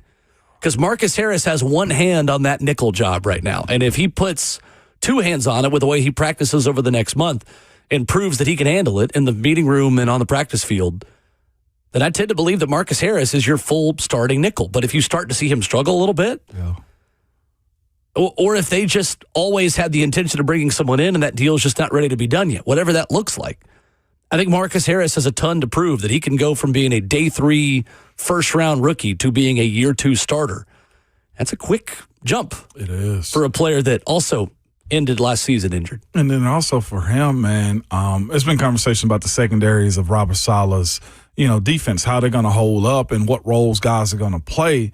And that's where he can kind of solidify himself for years to come. Well, like immediately with this guy, he has the size, he has the bit capability, and he's also played a little bit too. It's a matter of him taking that year 2 jump. I would tell you all the time, coaches say, what you did in year 1 will not wet my whistle in year 2.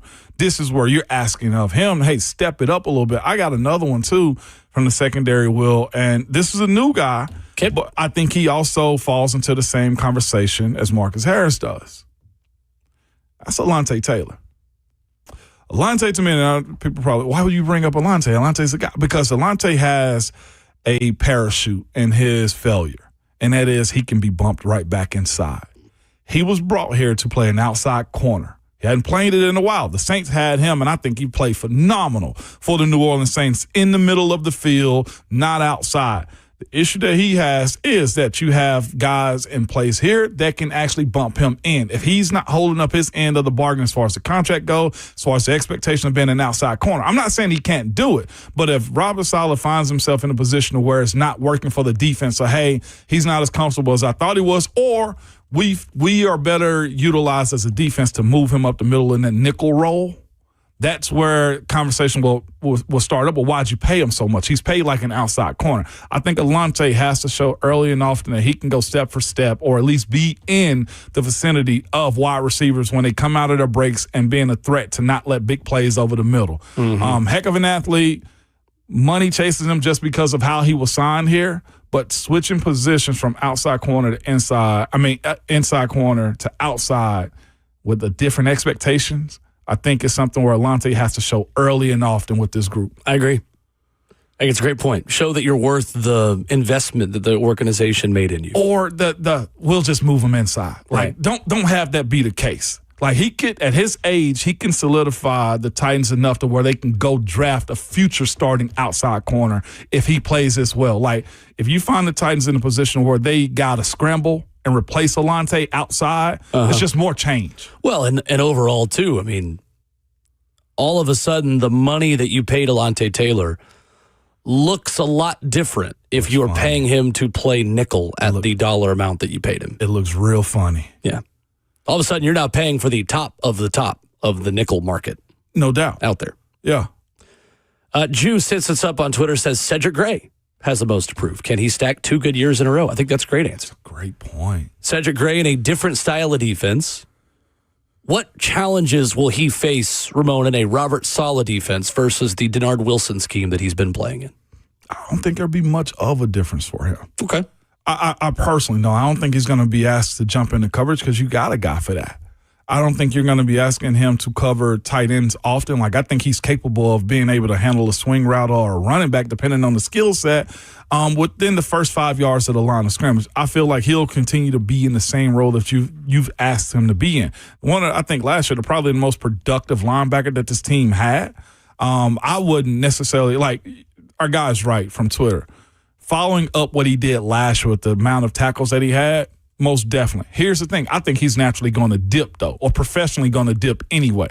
The defensive line that you had in front of him last year, I don't think allowed it freed up a lot. Those guys got moved around other than Jeff. So he had to go make all of those plays. But the way this defensive line is set up this year, you might have more of a volume of the front four making tackles than you did last year because of the way this defense is set up. This defense is a penetrate, get up field, make a play if you can. Last year was a little bit of read and react with penetration is the way I view Denard Wilson's group. They were attacking, but not as attacking as this one has been historically under Saleh. The guy that I feel like need to go make a play because I feel like his replacement there and because of his age is Cody Barton. That's the one to me that I think has more pressure than Cedric does. How much can he prove that now on the practice field? What will it take for Cody Barton to stave off Anthony Hill Jr.? The same intent that he had last year. Show us your range and coverage. He did that early. I think he shut up the narrative from the media. The perception of him is he wasn't good in space with how he went at the rookie Cam last year. I think that's fair. He did that early and often last year.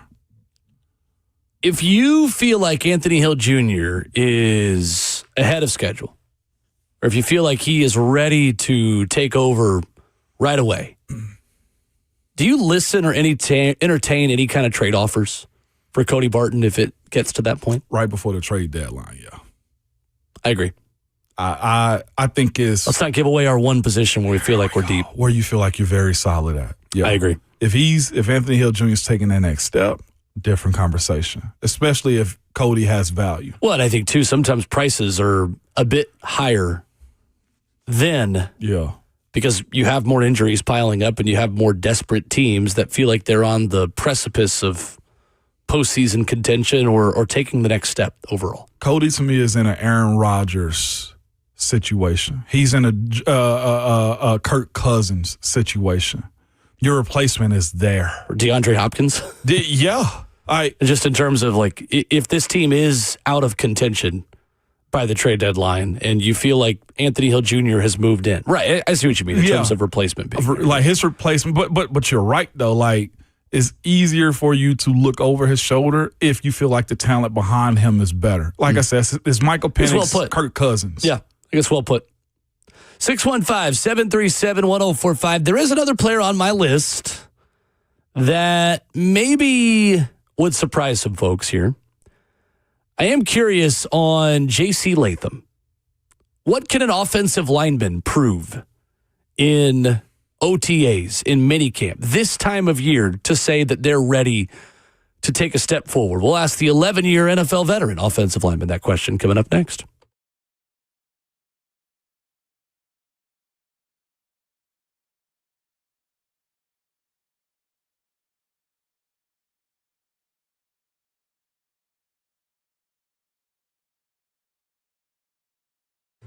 If you are buying or selling your home in Middle Tennessee, you need the very best team with experience buying and selling here in Middle Tennessee. When Mike and his family decided it was time to find a new home, they wanted a real estate agent who would truly go to bat for them.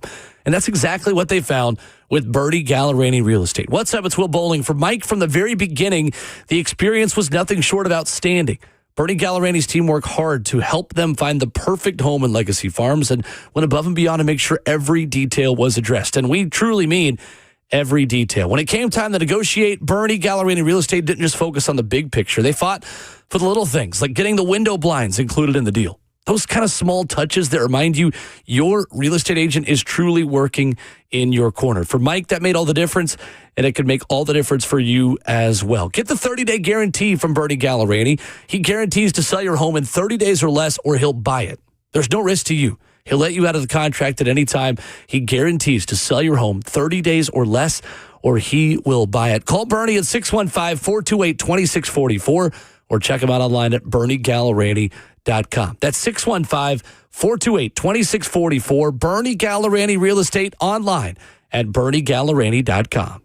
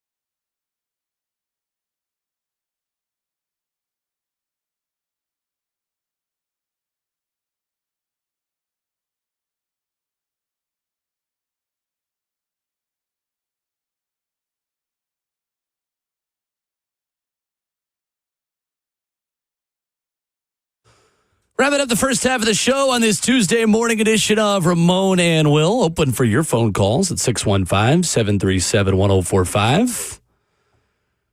Chris Burke of ESPN coming up in a half hour. Ryan Shumpert of Rocky Top Insider at 9:20 this morning.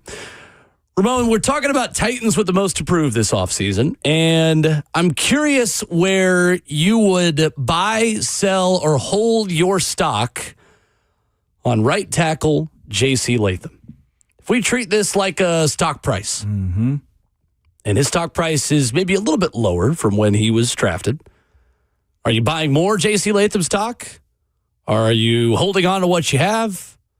Or are you selling your J.C. Latham stock heading into year number 3? Because I think he's got a lot to prove still. He does. I'm holding on to what I got. And I think it's okay because I bought early in JC. Like, I think he's more than capable. Before we talk about what JC has to improve upon, let's have an open discussion on what you and I both think he's good at. I think strength-wise, he's good. I think as far as hip flexibility, I think it's pretty elite. I think when you look at usage of hands and power, really good too. I think when asked, he's able to get in space the way you need him to. Just didn't have a whole lot of it last year. Was that system related or maybe injury? Or why wasn't he used more in space? Injury related, and I think also just favorability of what he was good at. When you look at the right side last year, him and Zeitler are both two guys I think that can move bodies and clear the pathway for a guy like Peter Skoronski who was pulling. So why disrupt that by having him doing more stuff? But we've seen him pull and get around the tight end and get into space like that. We've seen him finish down the field. He's got that tenacity in his DNA. The issue is it didn't have a ton of success, or the success that he was getting, he bite himself with the false starts. He had, it was 7 last year, if I'm not mistaken, penalties on the season. When it boils down to, he had 14. I'm looking at it right now.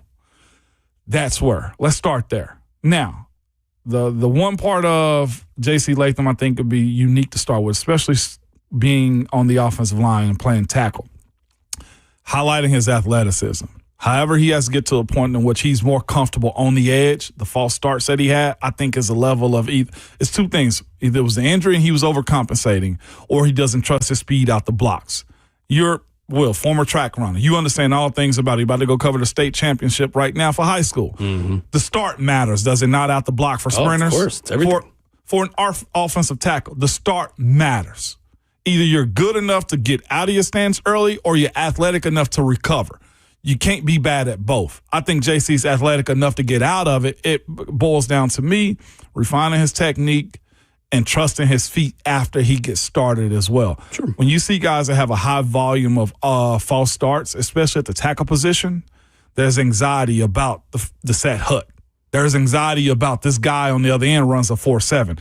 How does he condition himself to be in a position where he's fluid and automatic coming out of his stance to where he trusts his strength, his hands, and the position he's going to be in when it's time for him to make contact? That is where he's got to get more comfortable. I don't know if there's more tape. I don't know if there's just more time on task as well, because he did go from left to right. Mm-hmm. But that's where I'm at with JC right now. I'm perfectly fine with keeping him at right tackle with the expectation that this is a make or break season. This is it. To move? No, just in general, to make your career. I feel you. As a starting right tackle. The Titans need one of their 2 tackles to take a step forward. I mean, in a perfect world, both of them would take a step this upcoming season, but it is a critical year for J.C. Latham. And Cam Ward's health and development and just overall comfort in the pocket depends on J.C. Latham taking a big step forward. Brian Daboll and Carmen Brasillo have coached a player who had a similar jump in Andrew Thomas with the New York Giants. Yeah. Difference is he made that jump from year 1 to year 2. And he went from 10 sacks allowed in 2020 to 2 sacks allowed in 2021, and then allowed 4 the next season. According to Pro Football Focus, J.C. Latham allowed 7 sacks as a rookie in 2024 with 10 penalties and 8 sacks in 2025 with 14 penalties. To me, it's more to your point than just the sacks allowed. The penalties are an equally big concern on J.C. Latham. It's more than just the stat sheet. It's more than the good plays, because you can see the good plays. Absolutely. For J.C. Latham. The floor is just still a little bit too low on his bad plays. Got to cut out some of the bottom 10% of plays. And really, Ramon, that was the story on the Titans last year. Their disaster plays were just abject disasters. When they made a mistake, they made a loud one. Mm-hmm. When they missed a note on the guitar solo, they were out of the key. They were not. Actually, they just went over and played a different instrument. They did. And you could really tell. I think that's the biggest thing this team has got to clean up is what do the worst moments look like for the Tennessee Titans? Because everyone, I'll equate it to golfing. Like, everyone makes bad shots. Are your bad shots out of bounds? Are your bad shots just in the rough? Last season, the Titans' bad golf shots were on a different golf course. Yeah, it was on if they was teeing off from the 6th hole, it was on. Yeah, you're on the 10th fairway. Yeah, no doubt. I'll say this too before you take this call. The better Cam gets, the better that JC gets too. Yeah, I'd say they are equal within that. There's a fight that has to happen at the offensive line, at the line of scrimmage on both sides. And the bigs got to make sure they win most of those fights. But I'm sure JC would probably hear us talking about the sack totals that he gave up, or maybe Cam's cadence, or whatever the case may have been as far as penalties and false starts were last year too. And so, like, man, the rookie did this. Like, there's truth in that too. And I won't have this conversation without acknowledging this. Teams attack you differently when you got a rookie quarterback too. That's true. Can the Titans get teams out of that attack plan by throwing it over their heads a little bit more? And that falls on the coaches. And my personal falls on everybody. Starts with them is what falls I say. On coaches, falls on receivers, falls on linemen, falls on Cameron Anthony Ward. Mm-hmm. Thomas in Nashville is up next. Good morning, Thomas. How are we doing? Thomas. Hey, what's going on? So I agree with y'all on the J.C. Latham thing. I feel like a lot of plays he didn't show a lot of effort last year, where he kind of just was lazy, and that could have been coming back from injury. But the two people that I say is, one, I know safety is hard to play, but Amani Hooker, I feel like his tackling at times was kind of lazy as well too. And the other player I say is James Williams, because last season he was battling with Cedric Gray for the starting position, but when he got in last year, you could see his potential. So I feel like he could step in as the other starter. But I mean, that's kind of on him. But I hang up and listen. Appreciate that, Thomas. I think Amani Hooker's a great shout. Yeah, had a little bit of a down year last year, and I don't think you can really blame him considering the moving pieces around him and the injuries at safety. I mean, he was about the only one who was out there consistently. And on the back end of this thing, too, it's about to be year 9 for Amani Hooker as well, too. At that position, you got to show your worth. He's at the same point to me that Byard was. Year 8 for him. Years. Is year 8? I thought this was going in. 2019 draft pick. He's in the same boat as what Byard was, where if he start to show what Matt was just showing right there, then people are going to start questioning, well, how much longer on him? You know, that's where he's at in his career to me, too. I would say this, too, as far as the conversation about lazy tackling. I think when you look at the NFL DBs in today's world, all of them are doing the cut the legs out from underneath you tackling, or the gator rolling you up, or just side swiping you as well when they take you down. These guys are trying to preserve their bodies more than I think we've ever seen in football as far as making that physical contact. And Amani's not super big. It was about 5'11", 205, 210 in that range right there. That's right. I don't think you have on his roster right now a proven hard-hitting safety if that's what you were looking for. I don't think there's ever been Amani's game. Sure. 615-737-1045 is our number. Chris Burke of ESPN coming up at 8:20. And when we come back, the most critical 3-game stretch for the Tennessee Titans on the new schedule is where? We'll talk about it next.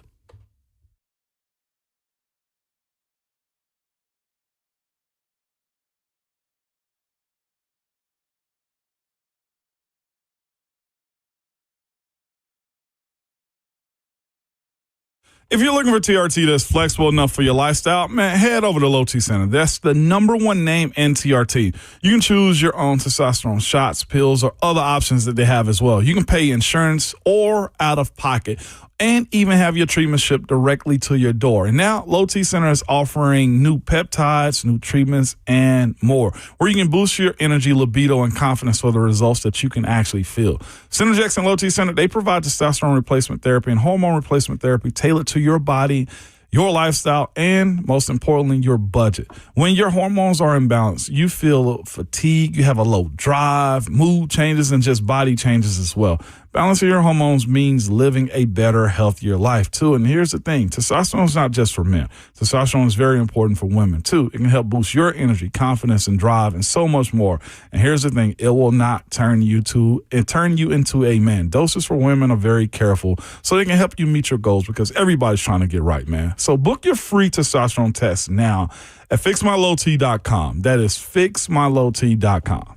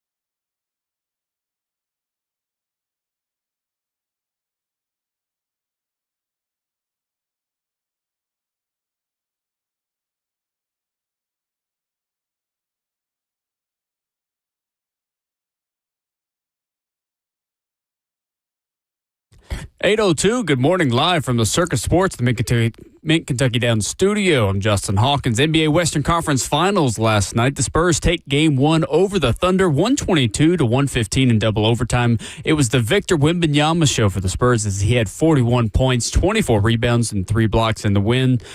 Game 2 Wednesday night, but coming up tonight, the Eastern Conference Finals will tip off as the Knicks will host the Cavaliers for Game 1 in Madison Square Garden at 7 o'clock is the tip-off on ESPN. NHL last night, it took 11 minutes into overtime, and the Canadiens are moving on to the Eastern Conference Finals as they beat the Buffalo Sabres 3-2 in Game 7. Alex Newhook did it again, scoring the series-clinching goal for Montreal in Game 7. First, he did it against Tampa Bay in Round 1, and then does it again last night against Buffalo in Round 2. The Canadiens are now in the Eastern Conference Finals to take on the Carolina Hurricanes, who have 11 days of rest since their last game over a week ago in their series sweep over the Philadelphia Flyers. Game 1 of their series will start on Thursday. For all your foundation repair and waterproofing needs, you got to go to USSTN.com.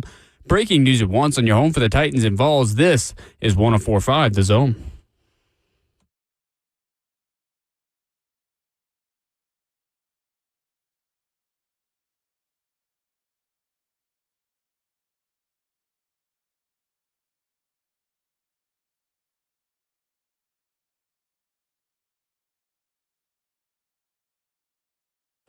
Second half of the show and hour number 3 getting started on this Tuesday morning. Hope you're having a great start to your morning.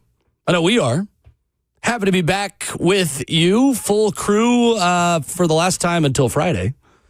615-737-1045. Rep Brian will be in for me the next 2 days. We're just rolling through travel and track meets and life. Whole bunch of different things there. Yeah, we are. All going on. I say this too, man. Shout out to our crew here at 104.5. Everybody got something going on. I think from top to bottom, everybody's got some extra that they have on the side, man, and picking up new stuff, doing old things too. So, man, shout out to the entire crew at 104.5. And it's well said. It's well said. Ramon, what is the most critical stretch of the season for the 2026 Tennessee Titans, now that you're back in today for the first time to react to the new schedule, which obviously came out on Thursday, and you've been out since then? I have. We had a call earlier. I got 2 stretches I think they're crucial for the Titans. The first 4, most definitely the first month of the season, because so much is weighed on how you come out of training camp, health, for the Titans specifically, this new offense, this new defense, the new look, the new everything that they have. And those first 4 weeks, man, are super crucial. It's Jets, it's Eagles, it's Giants, and Ravens. Like 2 AFC and 2 NFC games. One, being able to split or win both of those AFC games will be huge. And able to go on a road, too, back to New York. You got the emotions of it all as well. A.J. Brown, of course, playing a part of it with the Eagles. You look at week 1 for Saleh, the Jets, his old stomping grounds. You look at week 2 for Brian Daboll, the Giants. Bam, cool. All right. Handle that first month. See how mature of a team that you have and has much change from Brian Callahan to Robert Saleh. And to me, just from a player's perspective, I think weeks 10 through 12, depending on how you set yourself up at the beginning of the season, how do you handle the Jags 2 times in 3 weeks with the Cowboys being in the middle of it as well? Yeah, 2 AFC South games against the same team. I hate it when they do that. I did too. If I knew I had a good team, I was okay with it. But it's hard to beat a team and overly change the game plan. How much can you change as a team within 3 weeks? You can't. You know, and those are the issues that the Titans are going to have. How dominant can you be in that first showing? And you even brought it up, too. It's coming off of a bye week as well. You're coming off a bye week, and the Jags are coming off of a mini bye after playing Thursday Night Football on November 5th. So, yeah, I'm interested to see how they handle that little stretch right there. I think that's probably the more challenging part of it, especially when you're looking at coaches from college to NFL say they remember what you do in November, December football. Mm-hmm. Yeah, for me, I just think it's the first 3 weeks of the season. The most important 3-week stretch. You have both of your revenge games. Well, if I asked the question of what's the most important 3-week stretch. I think it's the first 3. Gotcha. First 4. The first month of the season sets the tone. First of all, you have your 2 revenge games.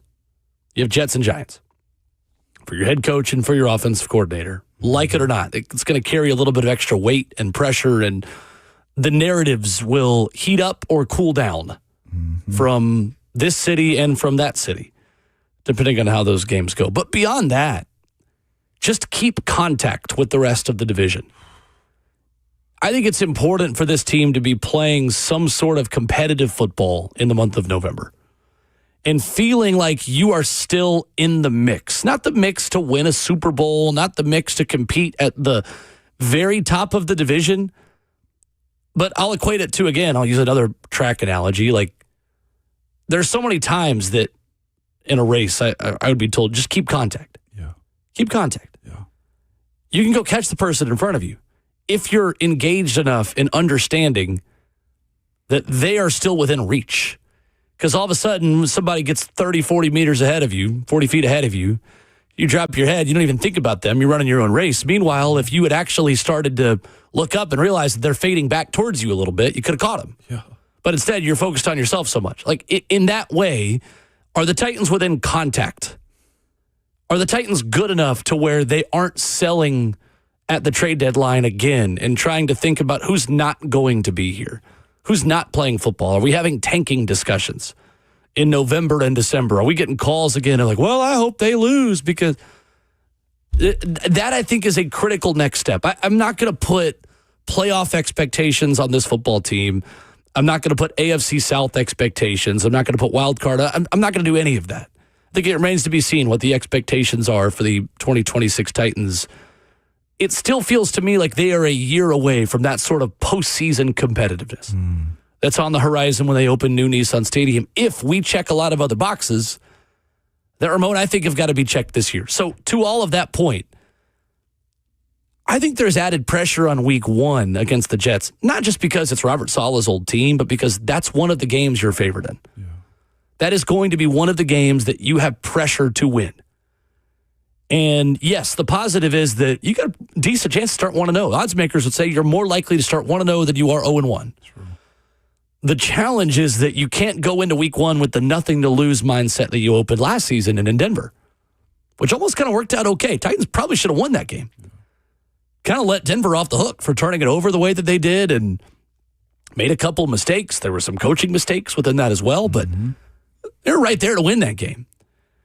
All that being said, the expectation to win week one, the challenge of then what happens if you do lose week one, and then you've got a Super Bowl contender coming to town in Philly, and then your first road trip of the season being Brian Daboll's old team that have major expectations of getting better as well. It is a critical tone setter. They start 0-3, vibes are bad, really bad. Yeah. And I think fans are over it. I think fans are out of patience, and I don't blame anybody for feeling that way. I mean, and to your point, though, too, starting the season off right, I think it was listening to Buck, Lucas, and Bert yesterday. It was them or either Blaine and Zach. They brought up, it was Buck, most definitely. I'm hearing his voice right now. But he mentioned the pressure of it all, though, too, is Robert Saleh's best season was like 7-10 as a head coach. Like, I'm sure personally for himself, too, and for the respect factor of what he sold the Tennessee Titans as a head coach and what he can do here with them as well, is getting over that. So you're right. Starting early matters. Being able to win the games that you're favored in matters even more so, but not just that. What would this team look like? I think running the football is probably going to be back at a higher volume. And also, how physical are you going to show what this defense looks like? It'd be great if you could start where you left off in running the football at the end of last year. If that's just kind of the new expectation for you. No doubt. And it has to be that way, though, too, because, again, as much as I think we want to see Cam grow, the better the ground game is, the more growth I feel like you see. Because, again, I'm asking anybody, if you go look at Brian Daboll's style of ball and how he calls it, it's a lot of, being able to be predicated on the run. Yeah. That sets up the passing game, too. And if you don't have that part of it, the physicality of owning the line of scrimmage on both sides for the Tennessee Titans moving forward, then it becomes problematic for both of those two dudes. Now, I mentioned Saleh and Daboll because I think Brian Daboll probably still has aspirations of being an NFL head coach at some point in time and want his offense to be known around the league, and Cam can help him with that. Commenter on YouTube says, why are the Titans favored to beat the Jets? Says, seems like everyone believes the Titans will win week 1, yet everyone in New York thinks the Jets will beat the Titans. Well, of course they do in New York. Awesome. It's because they're a home team. I've seen a 2.5-point spread on that. That is essentially what you get for being at home. Being at home. Is 2.5 to 3 points. So, yeah, I think if the game was in New York, you'd see Jets by 2.5, but it's not. And that's the point. Yeah. It's a home opener. It's your first chance to start at home in a few years. It's a team that you feel like at worst you're on equal footing as. Right. Go beat them. I actually think taking a half a point away from the Titans, because isn't usually the home team it's what, 3 points advantage home? That's what I just said. Usually, yeah, but you got it at 2.5, so it's like a half a point to the Jets, really. Oh, sure. Yeah, that's what I'm getting at. Like marginal. It's very marginal, but like either team can claim this as a favorite this week or week 1. I think the most surprising for preseason was going to San Francisco. It's a long way to fly for preseason. They came out here a couple years ago. Well, weren't they already on the East Coast trip? Oh, I don't know. I feel like the one I remember is when Seattle came. Mm-hmm. Seattle was already on the East Coast trip coming this way, and I think it was about to hit another team as well, like a couple years back when they did the joint practices. Yeah, because that's the only Titans road preseason game. Then they come back home. Like this is a go over to the West Coast and come back. Like it's not like the Titans are about to play the 49ers and then go to the Arizona Cardinals. Like, this is a one trip and back. Nope, they came to Tennessee for their week 1 preseason, and then they went back home to face New Orleans. They did? Mm-hmm. Sheesh. What was I wrong? Well, there I am, wrong again. Chris Burke of ESPN joins us coming up next, previewing the SEC baseball tournament with a VFL, an expert, national analyst after this.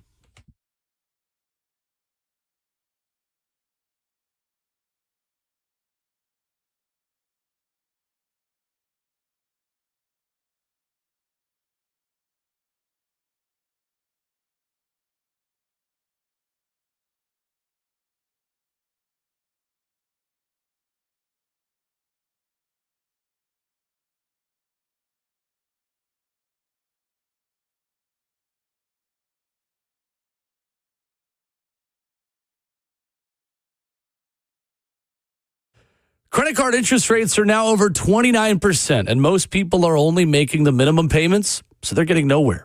What's up? It's Will Bowling. Here's what many homeowners don't realize. Using the equity in your home, you can easily access hundreds of thousands in cash. With Loan Pronto's Rapid Equity Loan, you can pay off your credit cards, your existing HELOC, your car loans, or get money for that home improvement project. One client just got $100,000 approved and saved over $1,500 a month. And here's the best part. With Loan Pronto, you can do it all from your phone.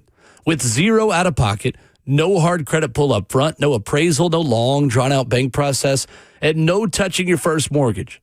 Rates are at near 3-year lows, so act now. Go to loanpronto.com, see how much you can get in about 60 seconds. That's Loan Pronto with 2,800 5-star Google reviews. Call 615-499-5780 or visit loanpronto.com, 615-499-5780, online at loanpronto.com. Equal housing lender, NMLS 1661781, NMLSconsumeraccess.org.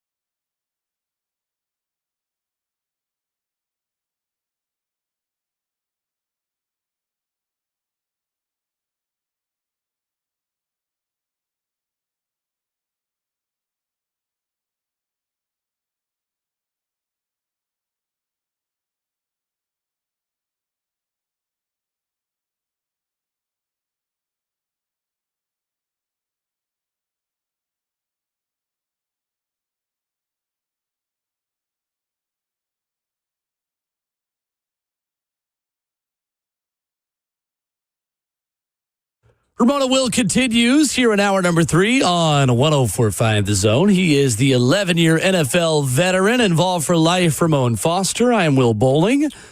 Pleased to be joined this morning by ESPN college baseball analyst Chris Burke. The SEC tournament getting started. Postseason play is here already in college baseball. Chris, good morning. How are you? You guys. We're good, Chris. Good morning, man. We are great. Did the season fly by as quickly for you because you kind of look up and, SEC play starting, and then all of a sudden, bam, time to go to Hoover and play some SEC baseball? Yeah, it always flies by. I mean, it's, a little bit like raising kids. You say it every year, but it never slows down, It just – Fair. The season starts and you blink and you're in Hoover, then you blink again, you're in Omaha, and that's just kind of the way it is, But it's a blast. But I think, like a lot of things in life that are a blast, they go by fast. So that's the way the college baseball season is. Well, Chris, I want to start with Vanderbilt because this is a critical day and potentially a critical week for the Commodores looking to play their way in. Took care of business last weekend. What will it take, Chris, in your mind, for Vandy to put themselves confidently into the NCAA tournament this week? I don't know that short of winning it will confidently put them in there, but I am very much in their camp. I'm not a big RPI fan. And so, to me, if they lose today, I don't know that there's an argument. But if they win today, all of a sudden they have a pretty good argument over Kentucky, just relative to the fact that this would be 3 out of 4 over Kentucky, and this would give them 2 more conference wins than Kentucky. I think it feels like from the people that I've talked to, the thought would be that even if they win today, it really more so would knock out Kentucky and not put in Vanderbilt. But from that point, and whether that's true or not, it's anybody's guess, right? We're all trying to think with the committee. But at that point, and Vanderbilt has such a great track record. They won 2 out of the last 4 of these things. If they could win today and then win a couple more, I think it becomes to me, if they can get to 500 or above 500 in SEC, me personally now, again, I'm not in the committee room, but I don't care what their RPI is. If you're good enough to win 15, 16 SEC games, you belong in the national tournament, my opinion. But this RPI system that we're so married to is it's really hard to get past for a lot of folks. I mean, that's just the truth of it. ESPN's Chris Burke with us previewing the SEC baseball tournament. And it is so interesting on Tim Corbett and Vanderbilt how the narrative has been, need to hit more home runs, need more power hitting, need more this. And they do that, and they go from the number 1 overall seed this time last year and winning this thing to now being on the bubble despite having a school record, 107 home runs so far this season. Where have things gone wrong, Chris, for you relative to the preseason expectations for a Vanderbilt program that is maybe victim of what a lot of powerhouse and long-standing legacy programs are just in college sports in general, is nobody's immune from just a kind of an off year in college sports the way things are set up right now? I think the number one culprit is injuries. I just think, college baseball roster is very limited. Mm-hmm. And when you look at Vanderbilt, you could argue that 2, maybe even 3 of their projected top arms essentially have been a no-show or have literally been a no-show this year. And I don't care, fill in the blank. If you took Georgia's top 3 pitchers off the board, or 2, let's just say 3 of their top 6, whatever, right? That's a blow that very few people can withstand. I mean, that's just the truth of it. And so it really is kind of a shame because I love Vanderbilt's position player group. I think their position player group is without question better than last year's. But man, it's just what I think 50% of their innings have come from freshmen, and it's like almost 2/3 of their innings have come from freshmen within the conference. I mean, again, that's just hard to overcome. It is, no doubt about it. We're joined by ESPN's Chris Burke this morning, talking SEC tournament baseball. Chris, when you do look at as far as the Vanderbilt baseball as well going into the tournament, man, how do you view, I guess, the future for Vanderbilt baseball and specifically Coach Corbin? Is it, just a bad year because of injuries, or how do you view them getting back to where they once were? I think if you look at the team on the field, I think you should be pretty excited about where they're at. I was talking to Corbs a couple of weeks ago when they were playing Louisville, and I was like, we were talking about just how young they are. Because if you think about it, they started a true freshman at catcher, a sophomore at third, a sophomore at shortstop. They had, trying to think who's, Mancini was playing second base. He's a senior. They had a redshirt freshman at first. They have a sophomore in center field. And, maybe Holcomb comes back, maybe not. That's a junior. I mean, that's a pretty exciting team to bring back. Right. And then, again, 50% of their innings went to freshmen. So I think there's an argument to be made that the pathway to making and then Austin Nye should be back and healthy, and England should be back and healthy. Like, there's an argument to be made that they're not. I mean, they're just an off season and getting this thing started again away from being right back in it. No doubt. That makes sense. As far as moving east, Knoxville, then, Josh Elander took on the role last year after Tony Vitello departed. What do you make of the fall season this year going into it under Coach Josh Elander? Man, I think Josh has done an incredible job of keeping this thing on the rails. I think it could have really gotten away from him, just with how messy the bullpen has been. And you talk about a disconcerting thing. I don't care if you're, Kevin O'Sullivan has been to Omaha 9 times. Like, when you can't get the last 3 outs, that is a tough way to live. And so for Josh Elander to have a bullpen that is largely underperformed, yet them be so, I think, well coached and trained to hang in there and figure out a way to get to 15-15.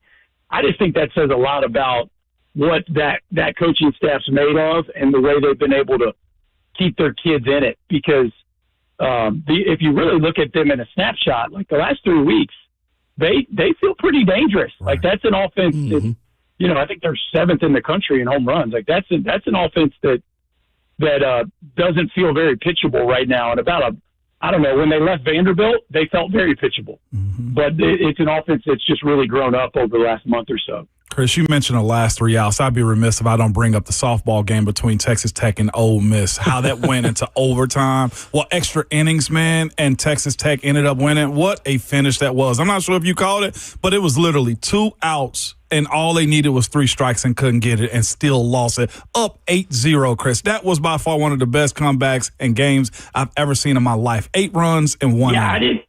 I heard about it. I didn't get to see it. I will say that I've been on the, we ended up going to the World Series, but I was in left field when we needed one more strike 3 different times against the Cardinals, and then Albert Pujols hit a ball to Saturn to beat us. And so the feeling of you're 1 strike away, but feeling like you're 10 miles away from getting off the field is a bad feeling that I don't wish on anybody. So I think remind me which team lost that game? Ole Miss. Yeah, Ole Miss. Like, the good news is for Ole Miss, it doesn't end their season. Yeah. So hopefully for those girls, they can figure out a way to just bounce back from it. Yeah, of course, Chris, a part of another iconic ending that did go in your favor at 18 innings and a long wait in 2005 as well. That as a Braves fan, is a sore subject, but obviously an iconic moment.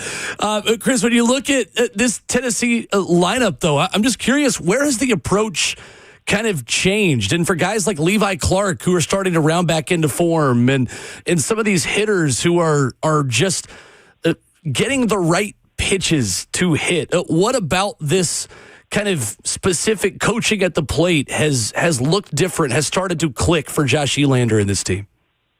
Well, I think part of what's going on a little bit, I think for Tennessee basketball fans, you could almost, there's some parallels to the way the basketball season went, which is, the portal, you can practice all you want, you can scrimmage all you want. Like, going through the rigors of the season is a new experience for everybody. And when you add so many new pieces every year, that can be a tricky undertaking. And then, for Tennessee, they brought back a lot of kids that, had experience, but were sophomores who were not called to be the guys in the middle of the lineup. And I mean, I think a microcosm of their entire team and the journey of their entire team is Levi Clark. I mean, if you look at Levi Clark was hit cleanup on day one, and a month later he was not in the lineup, and then they brought him back and kind of were hitting him ninth, and and then now all of a sudden he's back to right in the middle lineup and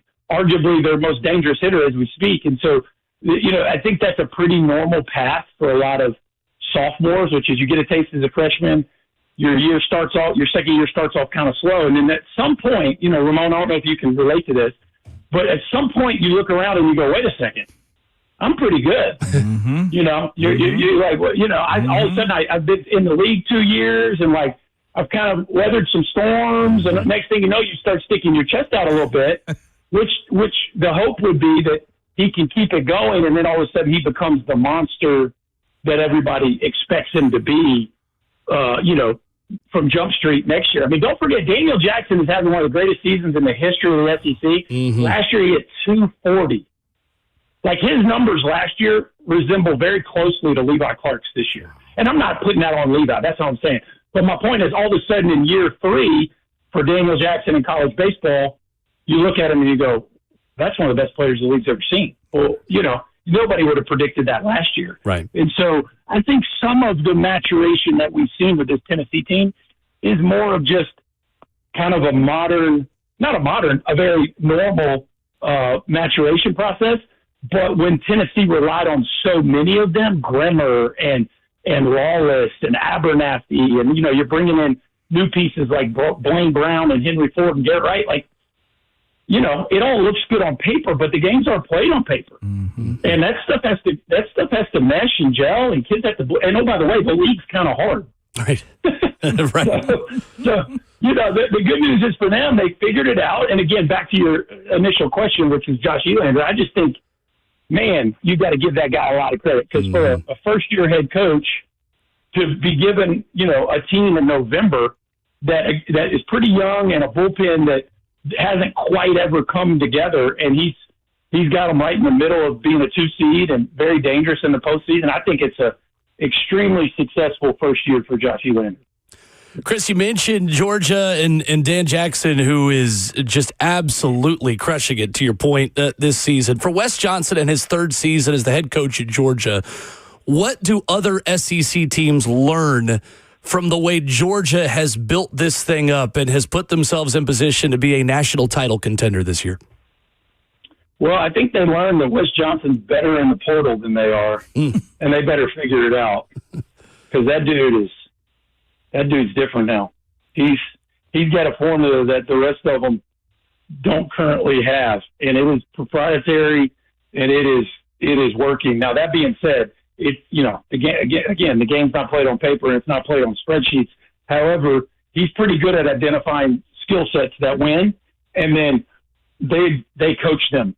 Those kids, that team is coached, and they are put in positions to succeed.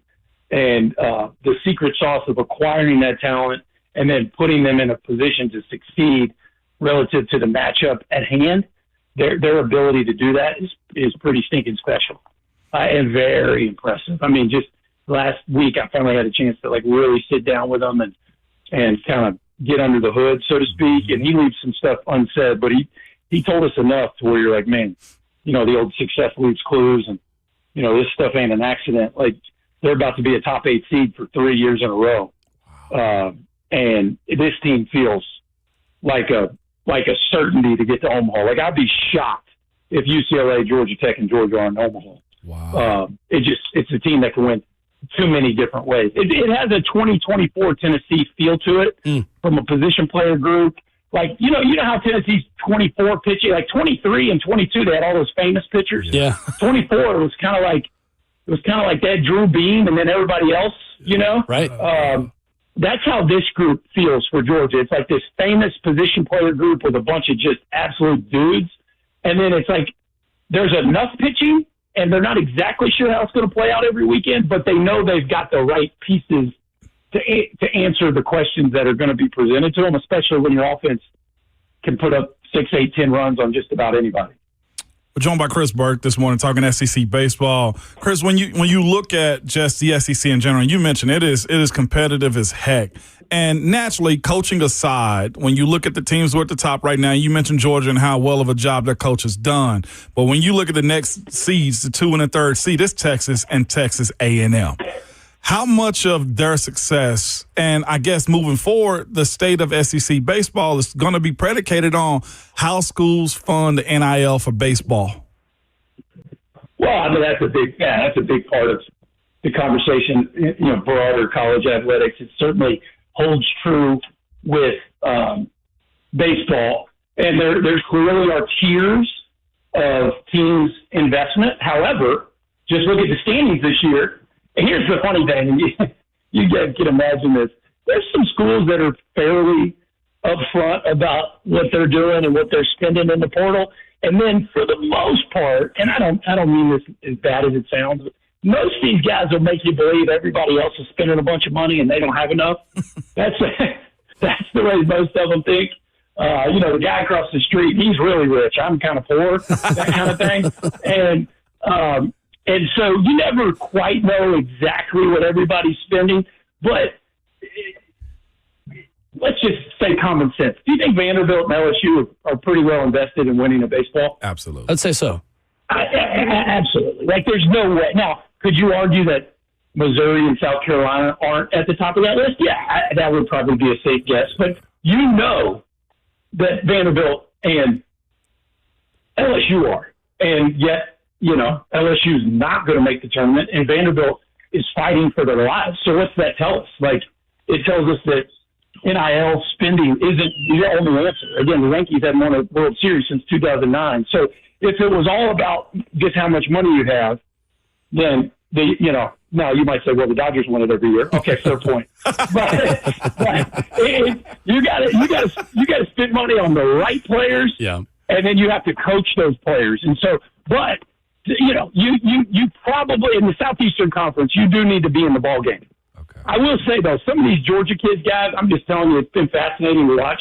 Some of these Georgia guys were not like Georgia was not beating the LSU, Tennessee, and Texas A&M for these players. Mm. I won't name the players. You could probably figure it out if you looked into their roster a little bit. But it's like Georgia and 2 Group of 5 schools. Wow. For some of these kids. And they're putting up monster years in the SEC. And so a lot of that you just get. And so the point being, what are those kids making in NIL? Nothing crazy, right? If you're fighting for, just pick a school. If you're fighting UAB for a kid, you know, the number's probably not $250K, right? Right. Yeah. So that's been the fascinating part that I've learned is, you know, is Trey Phelps and Daniel Jackson and Joey Volko and Dylan Vigu making a bunch of money? Yeah. But is Ryan Luho and Ryan Black and, you know, Michael O'Shaughnessy? No. And those guys are winning SEC players. Mm. So you got to give Georgia their flowers on that. They have done an amazing job. So, fellas, I got to get to the airport. Yeah, we got you. That was a great chat with you guys. That was the last question. Thank you for the time. Really appreciate it, Chris. Appreciate y'all. All right. Chris Burke with us here this morning. Wrap it up a little bit of SEC baseball. Literally heard his door open. Yeah, right. He's good timing. That was the last thing we had for him. Perfect timing. Last thing we had for him. I will, and I was going to say this to him on the way out, but I love that the people involved with college baseball and the people that are going to be on the broadcast for the SEC tournament and for all of this, you can tell they're passionate of how much they love the sport. How much they legitimately, it's not a chore. It's not seen as, you know, this minor league that's a step below. It's not. No. There is legitimate love for just the anarchy and the unique, fun, and sometimes stupid, sometimes silly, and just great pageantry of college baseball. And I know it's not for everyone, but I'm glad it is for the people who broadcast it at that level. And Chris is a part of that. Tom Hart is a part of that. Yes. Mike Monaco, play-by-play guy we've had on, is part of that. All of those analysts. There are a lot of flowers to give out. I think ESPN's college baseball coverage is fantastic of the broadcasters they have doing that stuff full time. Absolutely is, and entertaining as well too when they're going through the broadcast. I'm glad we ended up getting that answer for him on Vanderbilt as well. The numerous ones we asked, and specifically the Corbin one, because people look at age sometimes and start to age you out of stuff, and like the way he broke down what Vanderbilt's going through to the common fan, gives grace. Like, 100%. it's still there is what Chris was saying as far as talking about, freshmen have accounted for, what is it, 2/3 of their pitching? In general, Ramon, right now, with the way college athletics operate and how low everyone's floors are, with how little depth everyone has. Yeah. I just don't think the sky is falling for Vanderbilt baseball, maybe the way it has felt this season. And I think in general, everyone is more prone to having just one bad year. When the wrong guys get hurt and you don't have the ability to stockpile elite freshmen who then become sophomores, who then start for your program as juniors, when those guys aren't sitting on the bench and you turn over and a guy's hurting, you're looking at a wide-eyed freshman that's never done it before. Seriously. Everyone's facing that. Seriously. Everyone is susceptible to just a dud season. And unfortunately, on West End, they've had one due to a lot of those injuries. So. I mean, and to be quite honest with you, the expectation that the Vols had is too, like, you look at those scenarios and go like, the adjustment has to happen. Everyone is coaching in a totally new role in Knoxville. Of course, there were going to be growing pains within that. So. Well, what a heck of a slate, though, going down in Hoover for the SEC tournament. You hadn't been. It's a great time. I've not. I've It's actually never been time. before. I'm going to be honest with you. I can't go this weekend. I got stuff going on. But yeah.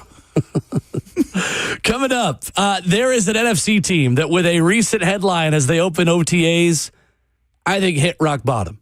I'll explain what I mean coming up next. It's Ramon Foster, and I'm with Aaron from United Structure Systems. Man, they came by today to check out my house. If there's anything, any issues, small or big, you're going to fill us in there. We can take care of it no matter what kind of problems. So first off, we'll just kind of take a look through your house and see what kind of issues you got going. Cracks in the brick, cracks in the drywall, weird spots in the floor, doors sticking, windows not opening properly. Once we identify those areas, we're going to do a thorough inspection around the outside, make sure there's no issues going on with that. And then once we look over it, we'll talk about what's going on, and hopefully we ain't got no issues, and then we'll go from there. Let's go. Let's go.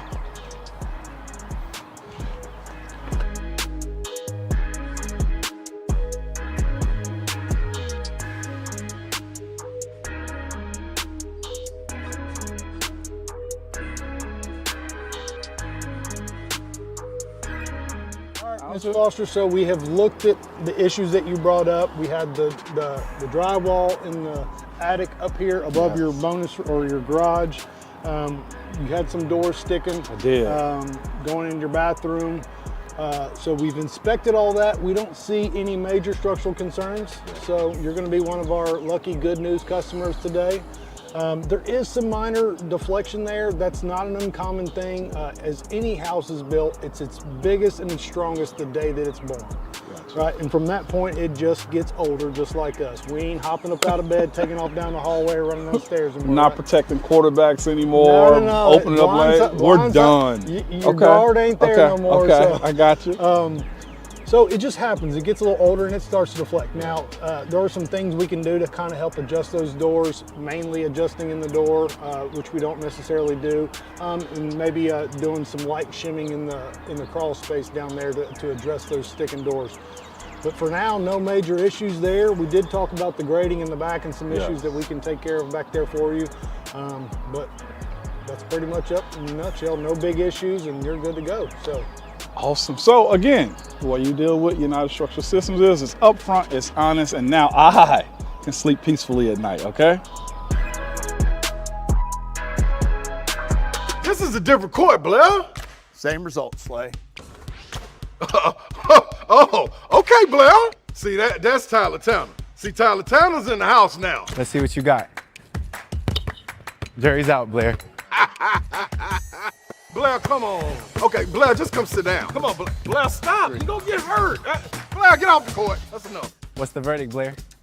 The courtroom is where I play ball. Boy, Durham, injury law. And that ain't got no rules.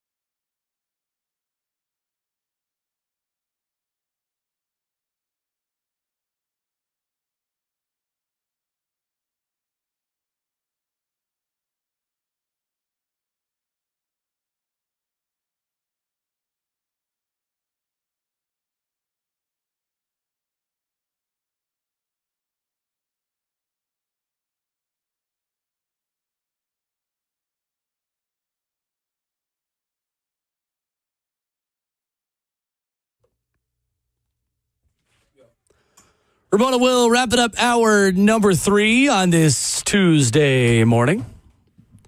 Ryan Shepard of Rocky Top Insider continues to talk Tennessee baseball and Tennessee basketball with us coming up in 30 minutes. Vols officially announcing their last puzzle piece put together for Rick Barnes' team. We'll hit all that with Ryan coming up here at 9:20. But Ramon, I think an NFC team hit rock bottom yesterday.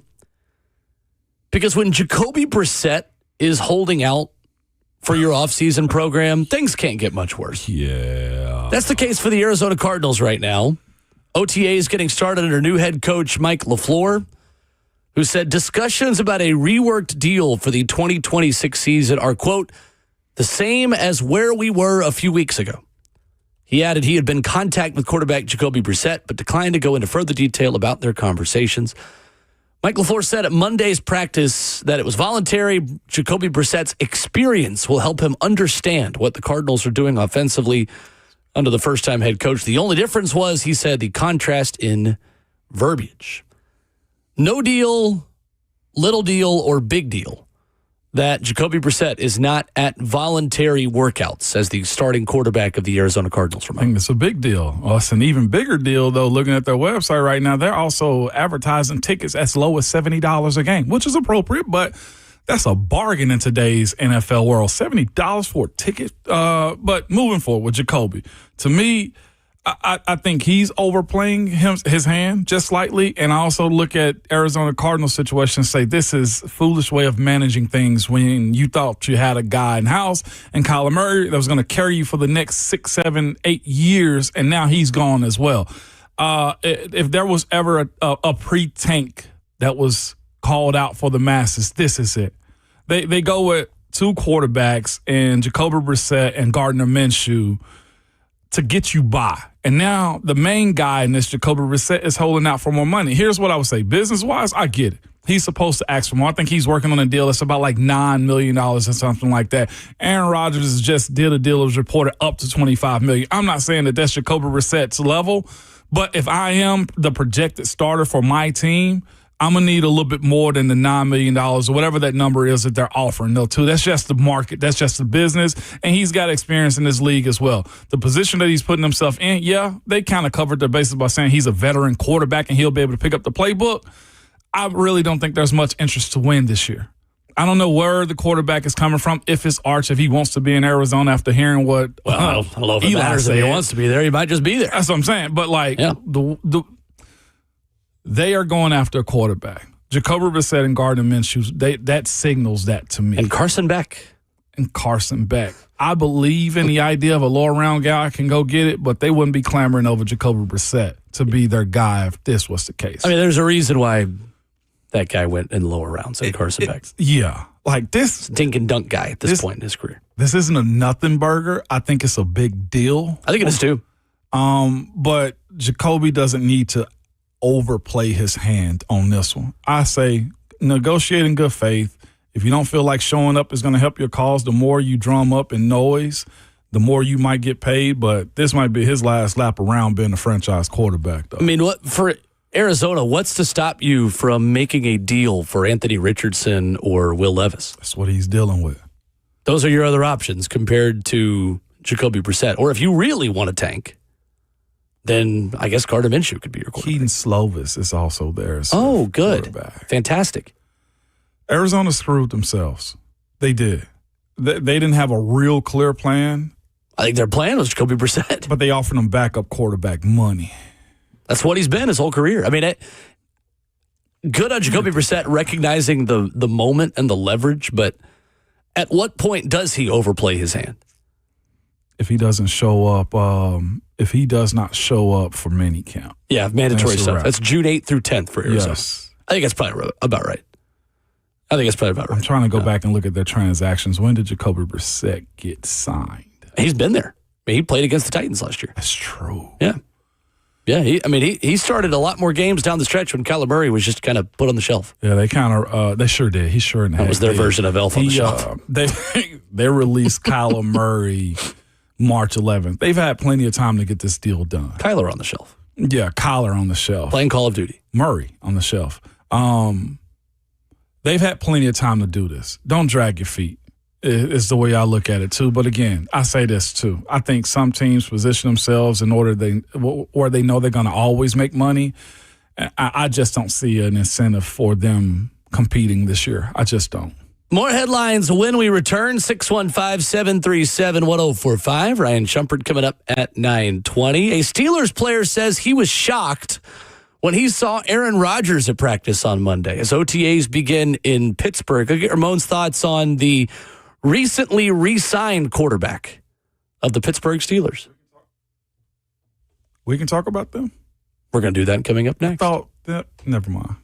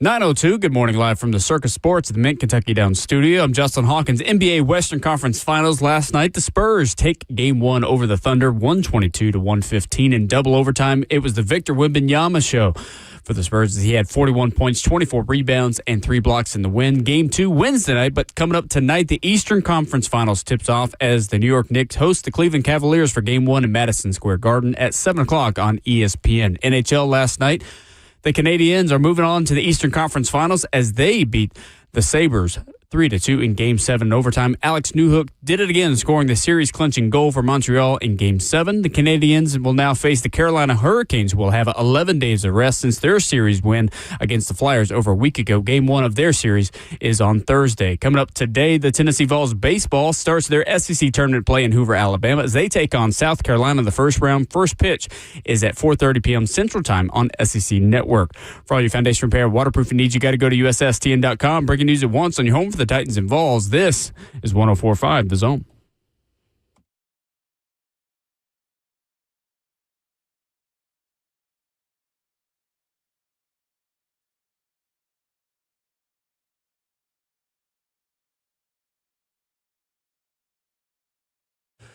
Away we go into the fourth and final hour on your Tuesday morning edition of Ramon and Will. He is the 11-year NFL veteran, Ramon Foster. Justin Hawkins is our producer. Myself, Will Bowling, on Twitter at Ramon and Will. Today could be the day when a foregone conclusion becomes official. Super Bowl 64 in Nashville, Tennessee. 2030. Which one is it? Which number? 64? 64. Wow. Like Nintendo. Titans 64. There we go. That could be. Somebody's going to run with it. I just gave somebody an idea. That's big time stuff, though. Potentially big next 24 hours with a vote happening today that, from Ramon, all reports, appears to be a foregone conclusion that it's going to be Nashville in 2030. I think we heard a little bit of this about a month ago. Dan Patrick had it first. Full credit to him on the first reporting around this. Can I be that guy real quick? Sure. I heard before Dan. Okay.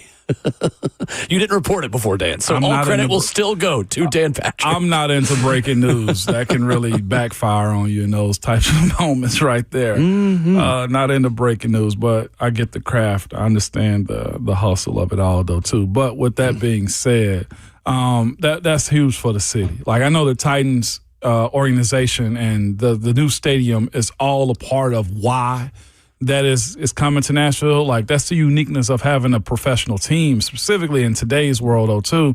Sorry, Savage, but having an NFL team in your city. Like, that's huge. The amount of business, the amount of networks. I never forget walking in the stadiums with Coach Mack, and we'd be sitting there talking, going through security. He's like, look around at this. You know how Coach Mack, look around at this. Like, you know how many people this one building employ on a day-to-day, week-to-week basis? And that's what the Super Bowl does for a city. So I was looking at just some of the numbers that each city was, proclaiming to bring in from the Super Bowl visit from the NFL, between $300 to like $800 million. I think L.A. thought that they were going to bring in close to like $1 billion. Like, that's what you're asking. Like, economies, the way the temporary businesses will pop up. The amount of patrons, as the Masters like to call them, will show up from Kentucky, from Alabama, from Arkansas, from around the world. And all of that gets dropped off in Nashville, Tennessee. To host the Super Bowl, the NFL requires the host city to also provide the league with 3 top-tier 18-hole golf courses and 2 bowling alleys at no cost. I mean, really? Legitimately, yeah. We talked about this yesterday. You got to. It's not just the building you're walking in for the game, and I know you know that, but it is truly incredible how much the NFL takes over for the week buildup to a Super Bowl, and we are going to get a front row seat to that. But it's the week of, it's the week before. Yeah. Oh yeah. It's the theatrics and I guess just the celebration of the symbol being released over the city as well. Like, what do we speak about all the time? What is going to be the colors of the emblem? Like, most of them show a backdrop of palm trees or something like that. New Orleans, they'll show, of course, Mardi Gras. What will Nashville have? Will the Batman building be in the background of it? Will a guitar be over it as well? Like, it's cool. Well, they've started to just make it the Roman numerals and then colors. So they don't really have the ability to put that in there anymore. They don't. Well, unfortunately. I felt like they had, well, it was the LA one. I felt like they had palm trees behind it. Oh, yeah, but that's palm trees. That's not, like, I don't think you would put a corporate building that could be seen as promoting a company in the Super Bowl logo. Yeah. But, the colors are this year? Orange and green. So congratulations to the Bengals and Seahawks for making Super Bowl 61. I was going to say Green Bay. Broncos and Packers. Oh, it's like a sea that color. Could be very realistic. It's like a big wave in the middle of the SoFi LA logo. Yeah, no, it's pretty sweet. I saw somebody Broncos would definitely fit though. The requirements for Eagles. Somebody brought this up in our YouTube chat. You can catch us there. It was like they weren't sure. They had no idea the NFL had this many requirements about getting a Super Bowl in your city. There is a long list. I have a lot of the list up here. Let me find it real quick. I wonder, was this the same case for Jacksonville as you go find it? Because I hear I think it's changed over time. Yeah, I know, but I hear often how bad the Jacksonville setup was. Like, if you guys have never been to Jacksonville in general, like, that is a spread out city. Very much so. And they had to, like, have hotels on boats and stuff like that. They went one and done. Yeah, they're hosting the Super Bowl. And they may again when they put this canopy on top of their new stadium down there. Have you seen their hotels in Jacksonville, though? Yeah. I have. They got a lot of work to do. I was with the team for Titans and Jags this past season. They got a lot of work to do. It was very nice. But is that why Jacksonville doesn't have an NBA we're the team? exception on that. Well, there's plenty of reasons why Jacksonville doesn't have an NBA team. Jacksonville has one professional sports team, and it's the Jags. Unless you count the Jumbo Shrimp. That's what I'm saying. Like, the setup of that city is, like, you're going to waste a tank going from one part of the city to the other is what I'm getting at. With today's gas prices, no thank you. We had very nice. I'm not complaining about staying down there last year. Please don't take my comments out of context. But yes, no, I'm just saying I have been there to do there was one summer I did a full summer broadcast down there from a studio. And it takes a long time to get anywhere if you're going across that city. Yeah. The requirements. The requirements, yes. Host stadium must be in a market that hosts an NFL team. Check. Must have a minimum of 70,000 seats. Teams often will bring in temporary seating to meet that mark. Host stadium must have specific media and electrical amenities. Must have an average game day temperature of at least 50 degrees. If it's below that, then it has to have a domed roof or receive a waiver from the league. That's the New York MetLife. New York would have been the last one to get that exception, yep. Must have at least 35,000 parking spaces within 1 mile of the stadium. Practice space of equal and comparable quality for both teams within a 20-mile or 20-minute drive of the team's hotels. I guess that's going to be counting non-traffic. Somebody's going to be at NBA. Where's the other team going? When we were in Dallas, we drove all the way to TCU campus, Frog, and I'll be honest, I felt like it was more than a 20-minute drive. I know it was more than 20 minutes. You could put one team at Vandy, one team at NBA, probably. Seriously? I'd say that's very possible. Yeah, I wonder if very much somebody would go at Nashville SC. Would they be willing to have football? Probably not. I probably shouldn't sign them up for that. Host stadium must have hotel spaces equaling 35% of the stadium's capacity within 1 hour's drive of the stadium. Titans have that now. Nashville has that now. Host stadium must have space for the entire NFL game day experience, including a large pregame entertainment area and space for all other events that take place during Super Bowl week at areas such as golf courses and bowling alleys. There you go. At no cost. Just got to hand them out. Just got to have it available, man. Yeah, just good luck getting a tee time Super Bowl week. The fellas, big business. They do not play around, which is why you see them delegating who gets to play on prime time the way they do more now. I think Nashville's going to crush it. No question. They did not build that stadium to host one Super Bowl. No question. They built that stadium to host multiple. Not even. Yeah, I think it's going to be in the rotation. Like, I keep wondering why New Orleans gets it all the time, or Phoenix. Phoenix as far as the Cardinal Stadium. Mm-hmm. I think Nashville will end up being in their rotation after this one. Mm-hmm. I'm actually shocked. Well, every team got to get the draft, I think, for the most part. Every city got to get the draft. That feels more like a consolation for cities that can't host the Super Bowl at this point, which originally was Nashville. But Ian Rappaport said it yesterday on his Twitter that Nashville turned some heads in 2019 for the NFL draft. No doubt. Aaron Rodgers turned some heads yesterday by showing up to optional workouts. Day one of OTAs for Pittsburgh. Linebacker Peyton Wilson said he was a little shocked when he ran into Aaron Rodgers at the Steelers practice facility Monday morning after agreeing to a one-year contract worth up to $25 million. He was among the first people to arrive, Aaron was, for the first day of the Steelers' voluntary OTA workouts. Peyton Wilson said he saw Rodgers just after 7 a.m., 2 hours after Cam Ward would have arrived, so slacking. Peyton Wilson said, I was walking in and he was coming out, and it was good to see him. I was a little shocked, definitely. He completed his physical and returned to the practice facility around 7:45 for an OTA practice that began at 11 a.m. A year ago, Aaron Rodgers did not arrive in Pittsburgh and sign his contract until just before mandatory minicamp. So ahead of schedule, Aaron Rodgers says. No doubt. I can speak on this? Yes, you can. On this network?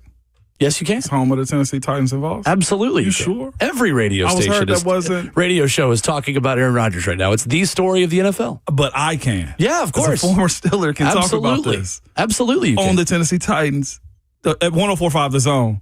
I can do this? I heard that I couldn't do this. Coming up, Ryan Shumpert joins us. We'll talk about the SEC tournament from the Tennessee perspective, a little bit of hoops as well after this.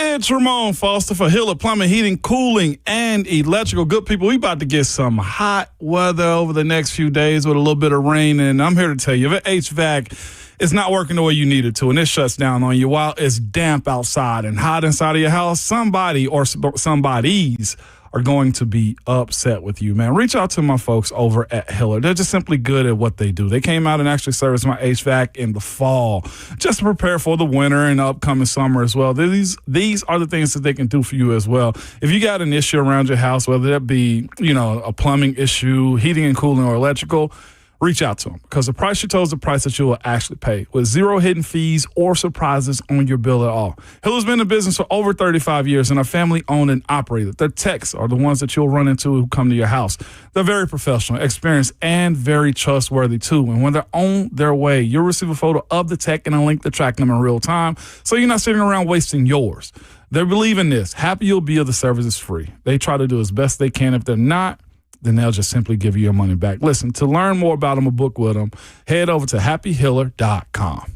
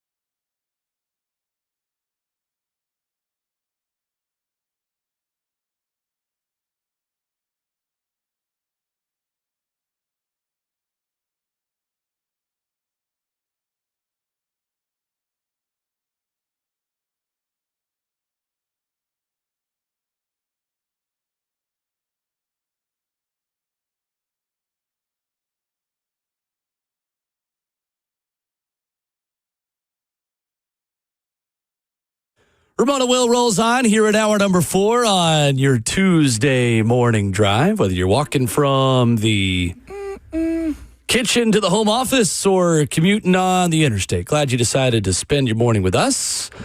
Ramon Foster and Will Bowling, pleased to be joined by Ryan Shumpert of Rocky Top Insider. Tennessee and South Carolina getting started in the SEC tournament today down in Hoover. Ryan, good morning. How are you? I'm doing well. How are you guys doing?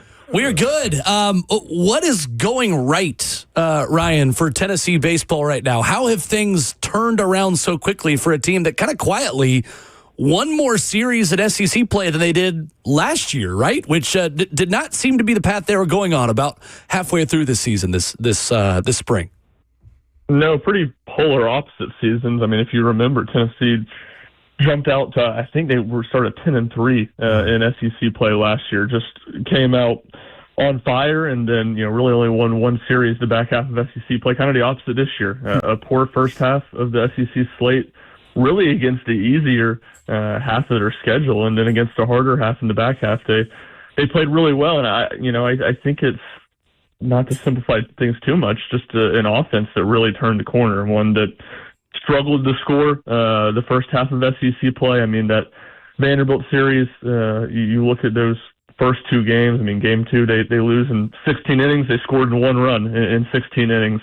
And it quietly, without a ton of star power, turned into a pretty darn good offense the back half of SEC play. They just had a bunch of guys step up and were really solid. Trent Grinlinger kind of became a consistent starter, starting with that Mississippi State series.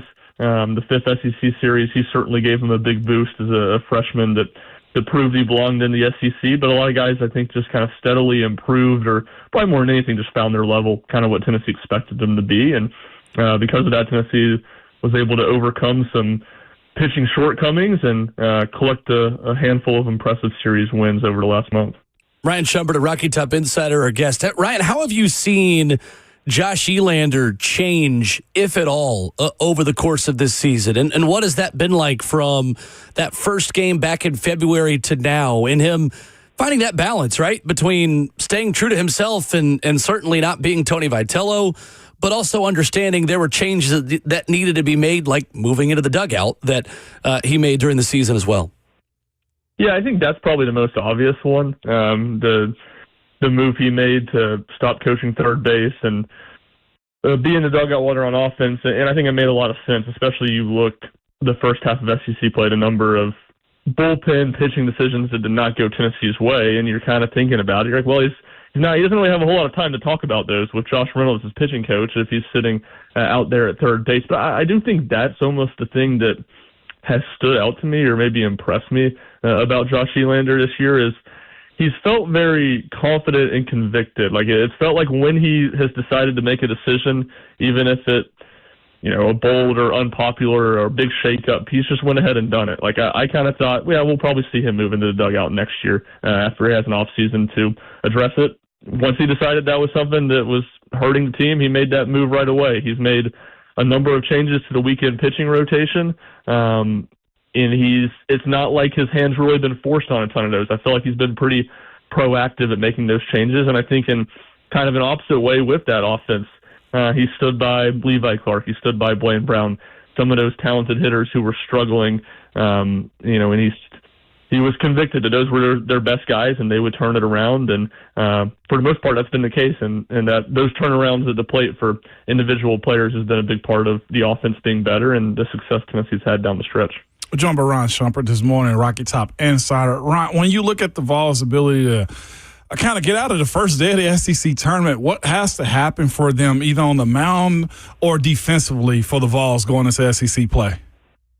Yeah, I think it's that's what makes the SEC tournament so interesting, especially these early in the week games. The pitching, you just don't know what you're going to get for any given team. For Tennessee, I think it starts with Cam Appenzeller, who's going to start today. Been one of their top bullpen arms all season, but it's been he's kind of been the opposite of Tennessee's team. I think in the first 5 SEC weekends, he'd given up 2 earned runs. The last 5, he'd given up 20 earned runs. Now he looked better last week at Oklahoma, so there were some signs of improvement. But Tennessee needs him to get them started on the right foot today.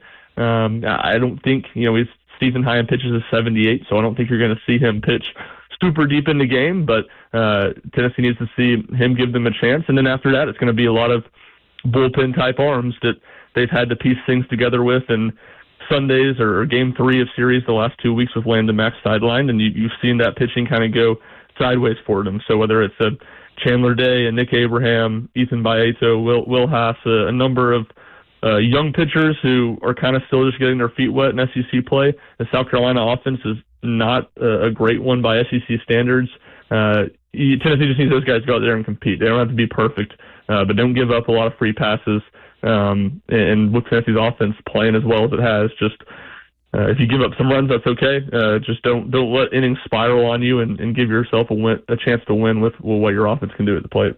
When you look at just the change that happened this year, as well as everybody's getting acclimated to Coach Elander, is what everybody was searching for in him as far as Tony Vitello was concerned was the bravado. How has his field presence been to you that kind of captivated a lot of the Vols fan base like Tony Vitello did? Is it just totally different? And the expectation that he's, not like Tony plays a huge part into why he's kind of flown under the radar and gotten these guys better? Yeah, I think so. I do think he is, a lot different than Tony, and it's been an interesting, because it's not just the head coaches. I mean, you look at it with Tony's prior staff, with Frank Anderson and Ross Kivett and Quentin Eberhardt. Elander was kind of the one guy that was really calm and level-headed and steady. And it's kind of flipped. Quentin Eberhardt, Frank go with Tony to San Francisco. Elander brings in some guys that he's had previous connections with that are kind of more like him, a little bit more steady, level-headed, and now you kind of have Ross Kivett as the one guy on staff who has a lot of fire and bravado. So it's definitely a different-looking staff, and I think you've seen Tennessee's team, the personality, as is often said, taking after their coach.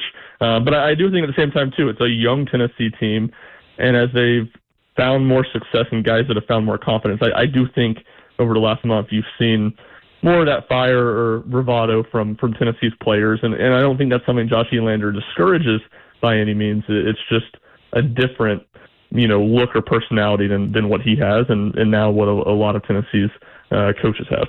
Ryan Shepard, a Rocky Top Insider, our guest this morning here on Ramon and Will. I know you've got the latest projections up, Ryan, at RockyTopInsider.com of where Tennessee is projected in the field of 64. How much can they help themselves this week in Hoover? What's maybe the ideal matchup they could play themselves into realistically this week? Well, I think the thing that you kind of get into weeds on where they really can improve. I think they're pretty set as a 2-seed. Maybe if they were to go win the SEC tournament, they could become a host. But even then, I don't think that's a guarantee. And I don't think, if Tennessee loses today, they'll fall to a 3-seed. But there's a little bit different change in how the NCAA is seeding things this year. In the past, the 2 seeds were never seeded. They were not seeded 17 through 32. And the NCAA could match whoever up with whoever they wanted. It's kind of how in 2023, Tennessee was probably 17 or 18, one of the top 2 seeds, and they went to play number 4 Clemson. Well, this year they're seeding all the teams 1 through 32.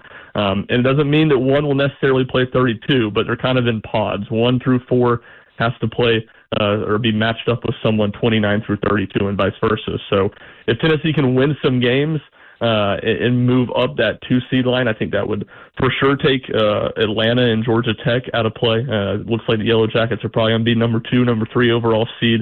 And then North Carolina is kind of borderline 4-5. So if Tennessee can kind of get, higher on the 2 line, it could remove 2 of those geographical teams that would make sense that are kind of the better non-SEC teams that they could potentially be matched up with. So that's kind of moving up the 2 line is what Tennessee can do this week. Southern Miss is where D1 baseball has them projected to go right now, potential rematch of that super regional back in 2023. So I think that would be a more favorable matchup for Tennessee. Florida State, another one that's a little bit further down. So that's kind of what I have my eye on. Tennessee getting themselves high enough on the 2 seed to for sure avoid Georgia Tech and then North Carolina kind of being another one that they could potentially avoid. A lot of talk about that Hattiesburg Applebee's coming right back into my brain with Southern Miss. Switching gears a little bit, Ryan, to hoops. Tennessee officially announced Christian Fermin yesterday, the final piece of the puzzle for Rick Barnes, the big man from VCU. What do you think ultimately led Tennessee to take him? It felt like maybe that visit was a little bit of a trial period for both sides, and Tennessee having to agree, hey, this is a guy worth taking. What do you think they learned about him? What do you think he can add to this already deep and borderline elite Tennessee basketball roster? Yeah, it was kind of a different feeling visit where Tennessee, with the main, the top first 6 or 7 guys they brought in out of the transfer portal, is very much they want to get this thing done. It's full steam ahead. There's nothing else to really learn about these guys. This one was different. He had left the VCU team early last season and ends up redshirting. I think they wanted, kind of answers about why that was something that he did, and they felt like there was some accountability there from him. And then the other thing is that they got in there and worked him out. They'd been told that he'd stayed in good shape over the course of the season. Obviously, going out there and improving it, they felt like, that he showed that he had been working on his game and had been working out and, taking this opportunity seriously. So I think those were kind of the things Tennessee wanted to check off on the visit. And then when you just talk about his game, he was kind of what they need, a guy that ranked in the top 50 nationally in block percentage, both as a sophomore and junior. Not a superstar by any means, but a guy with a lot of size and length down low who can rebound and protect the rim. And that's what Tennessee needed. They have such a talented group of guards that they've brought in, and they've brought in some big men too, but a little bit less depth there. So he brings them a depth piece, and one that I think will be able to compete to earn some bench playing time and be a rim protector that this roster did need one more of. Speaking of the guards, and I guess forwards too, Coach Barnes is going to have a task of trying to manage who he's going to go with. And I know the veteran guys, the transfer portal guys, are going to be a part of it, but there's a freshman coming in, and Chris Washington Jr., that Ron Slay has been high on for a while. How do you picture him getting involved with this group? Of course, if he gets stronger, get his skill set up too, because I heard the sky's the limit for a guy that's sitting at about 6'8", 190 for basketball as a true freshman. Yeah, I think he has as high as a ceiling of any of the 4 freshmen that Tennessee brought in. I think probably has about as good a chance to play early as any of them, because you look at the way this Tennessee roster is built, and I think there's opportunity for a stretch 4 type player to go out there and earn playing time right away. Jalen Harrelson from Notre Dame fits that mold, but so does Washington. He brings them, even more length and size at that spot, while really honestly bringing more shooting than Harrelson does too. So if he can come in and learn and embrace what Tennessee wants to do on the defensive end and show toughness in defense and rebounding, I think, Washington has a real chance to come in here and earn a role as a freshman. And, I think that's as interesting a spot probably as far as what a competition is going to look like and how the minutes are going to rotate as maybe any on this roster. So there's definitely an opportunity there for Washington, and I know Tennessee expects him to come in and compete and have a chance to earn playing time right away. Just looking at the way this roster was last year and how it kind of ended, still Elite 8 again, seems to be a baseline for Rick Barnes. And then you hit the end of the season and the exodus happens. Did you imagine this type of roster coming together under Rick Barnes, where a lot of people bring up his age, I guess the ceiling that he's not been able to get on top of with the Final Four, and then he puts together this roster out of Knoxville? It has to be a lot of optimism with what he was capable of doing.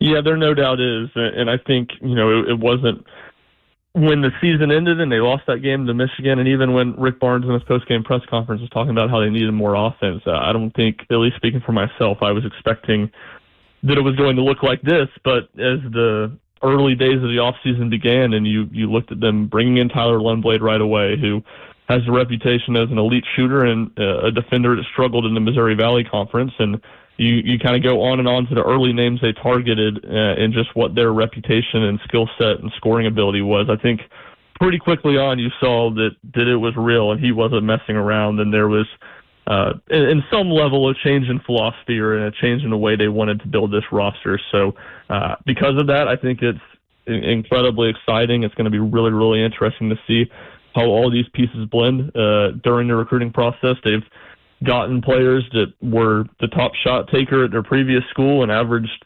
16, 17 points a game to embrace coming in and knowing that they're probably going to get less shots and there's going to be more mouths to feed.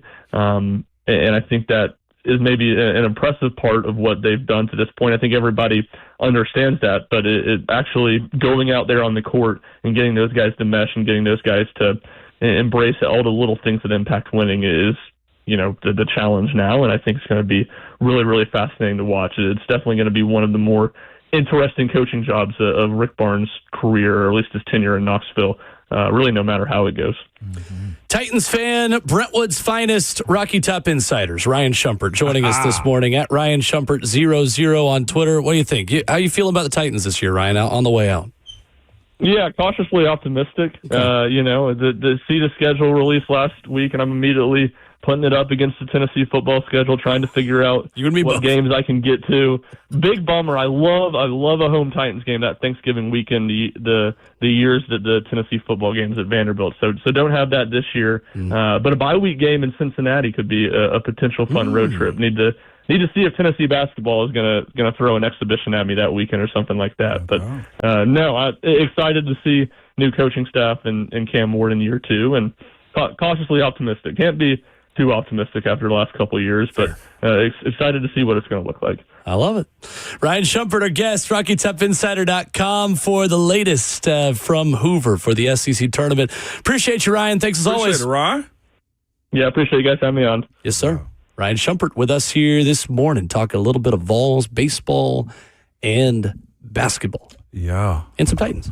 It was fascinating revisiting the basketball conversation, too, because I think when you look at Tennessee's roster last year, the basketball roster, you kind of say to yourself, well, you just threw those guys out to the trash. And then you look at where they went.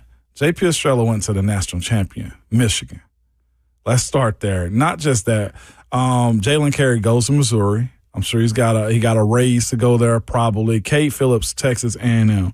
Bishop Boswell, Maryland. You got Evans going to Texas and Masamba at UC Davis, the smallest school of them all, but he might get an opportunity to go play and get back up a level. Yeah, more developmental Everybody landed somewhere, too. Like, this wasn't a throwaway bunch. It's just that Rick Barnes had a different style and type that he was going for.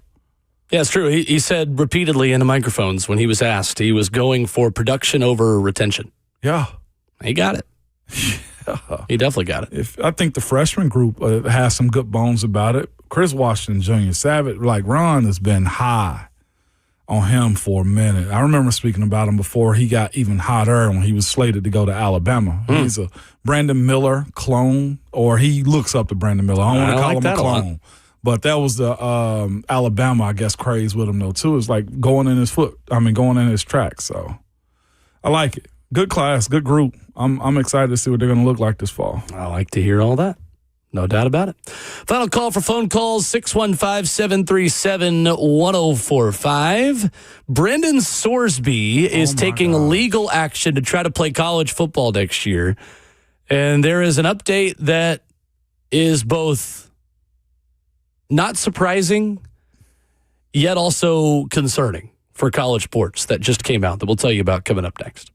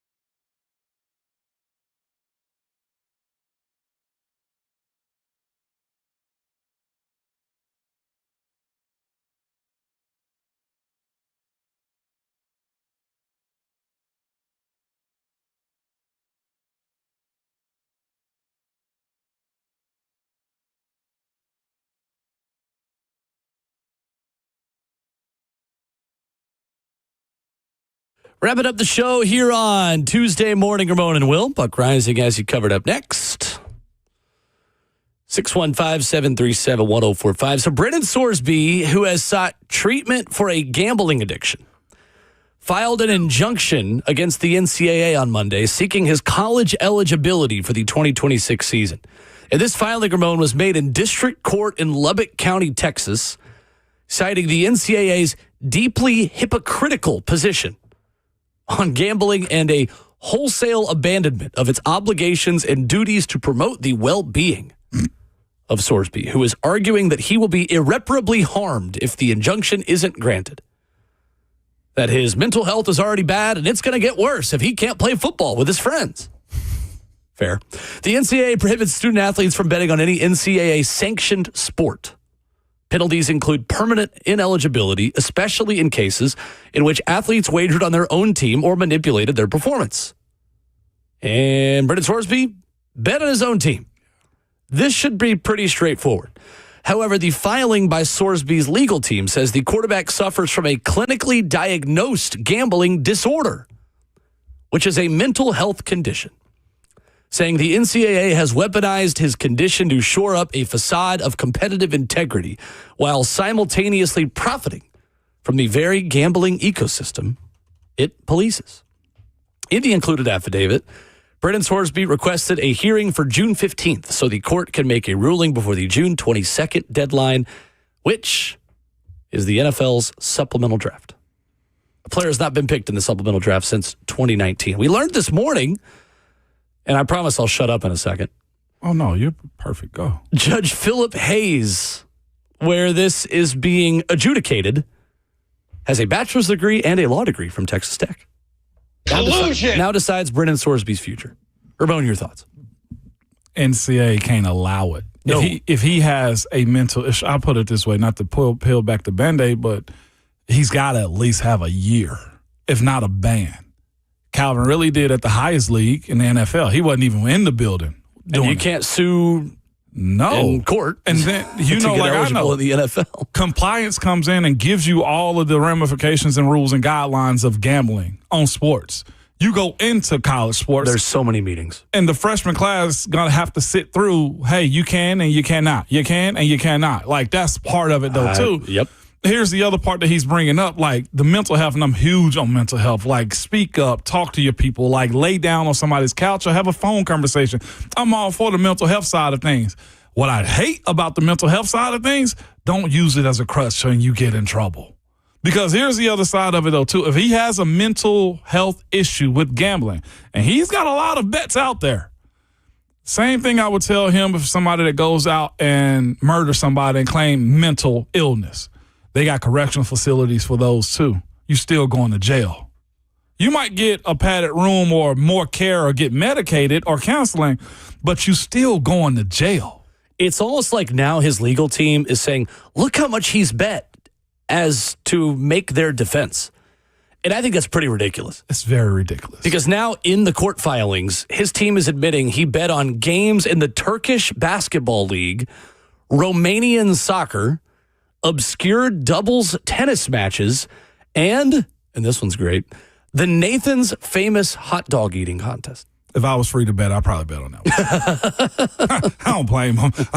I'm just not in the position to be betting on games is what I'm telling them. Like, all right, I kind of get it. In a funny way, I get it. Betting the over on Joey Chestnut is a right that we have as Americans. But, yeah, it just feels slimy. Like a lot of other things in college sports. In a world where mental health is more freely discussed and talked about, I totally agree with you. Don't be the boy who cried mental health. No. And I get it. Get help. But also there are still consequences for your actions. And there has to be an understanding from the court that if you allow Brennan Sorsby to get off free, you're going to have a lot of folks admitting and freely betting on games, and then showing up in their local courts saying that their mental health was out of order. I'm not here to discuss the mental health of Brennan Sorsby, whether he is or isn't in a good mental state. I hope he gets all the help that he needs, and I understand there are addictions out there that people need legitimate help for, and all of that is totally understood. That being said, using that to play more college football when you know you broke the rules and you're like admitting to breaking even more rules, doesn't feel right to me. And take your medicine. No doubt about it. Go get your counseling, but still, you're going to sit out these games. I said, comment in our YouTube chat to go. Gambling addiction is a real thing. I 100% agree. I am also. No one's arguing that. On the back end of one of those. Growing up, my stepfather gambled a lot and would cross the border to go to Missouri to play the numbers. Well, he started playing more of those numbers, and we come home and the lights be out. I've seen cars get repossessed from gambling addiction. I come home my sophomore year from the University of Tennessee. We lived in a trailer, double wide trailer, best thing I could ever thought. We went from single wide to a double wide. Well, guess what? I go to college after my freshman year is what it was. Going on my sophomore year, I didn't have a home. The entire trailer got repossessed. I know addictions are real. I've lived with an addicted gambler myself.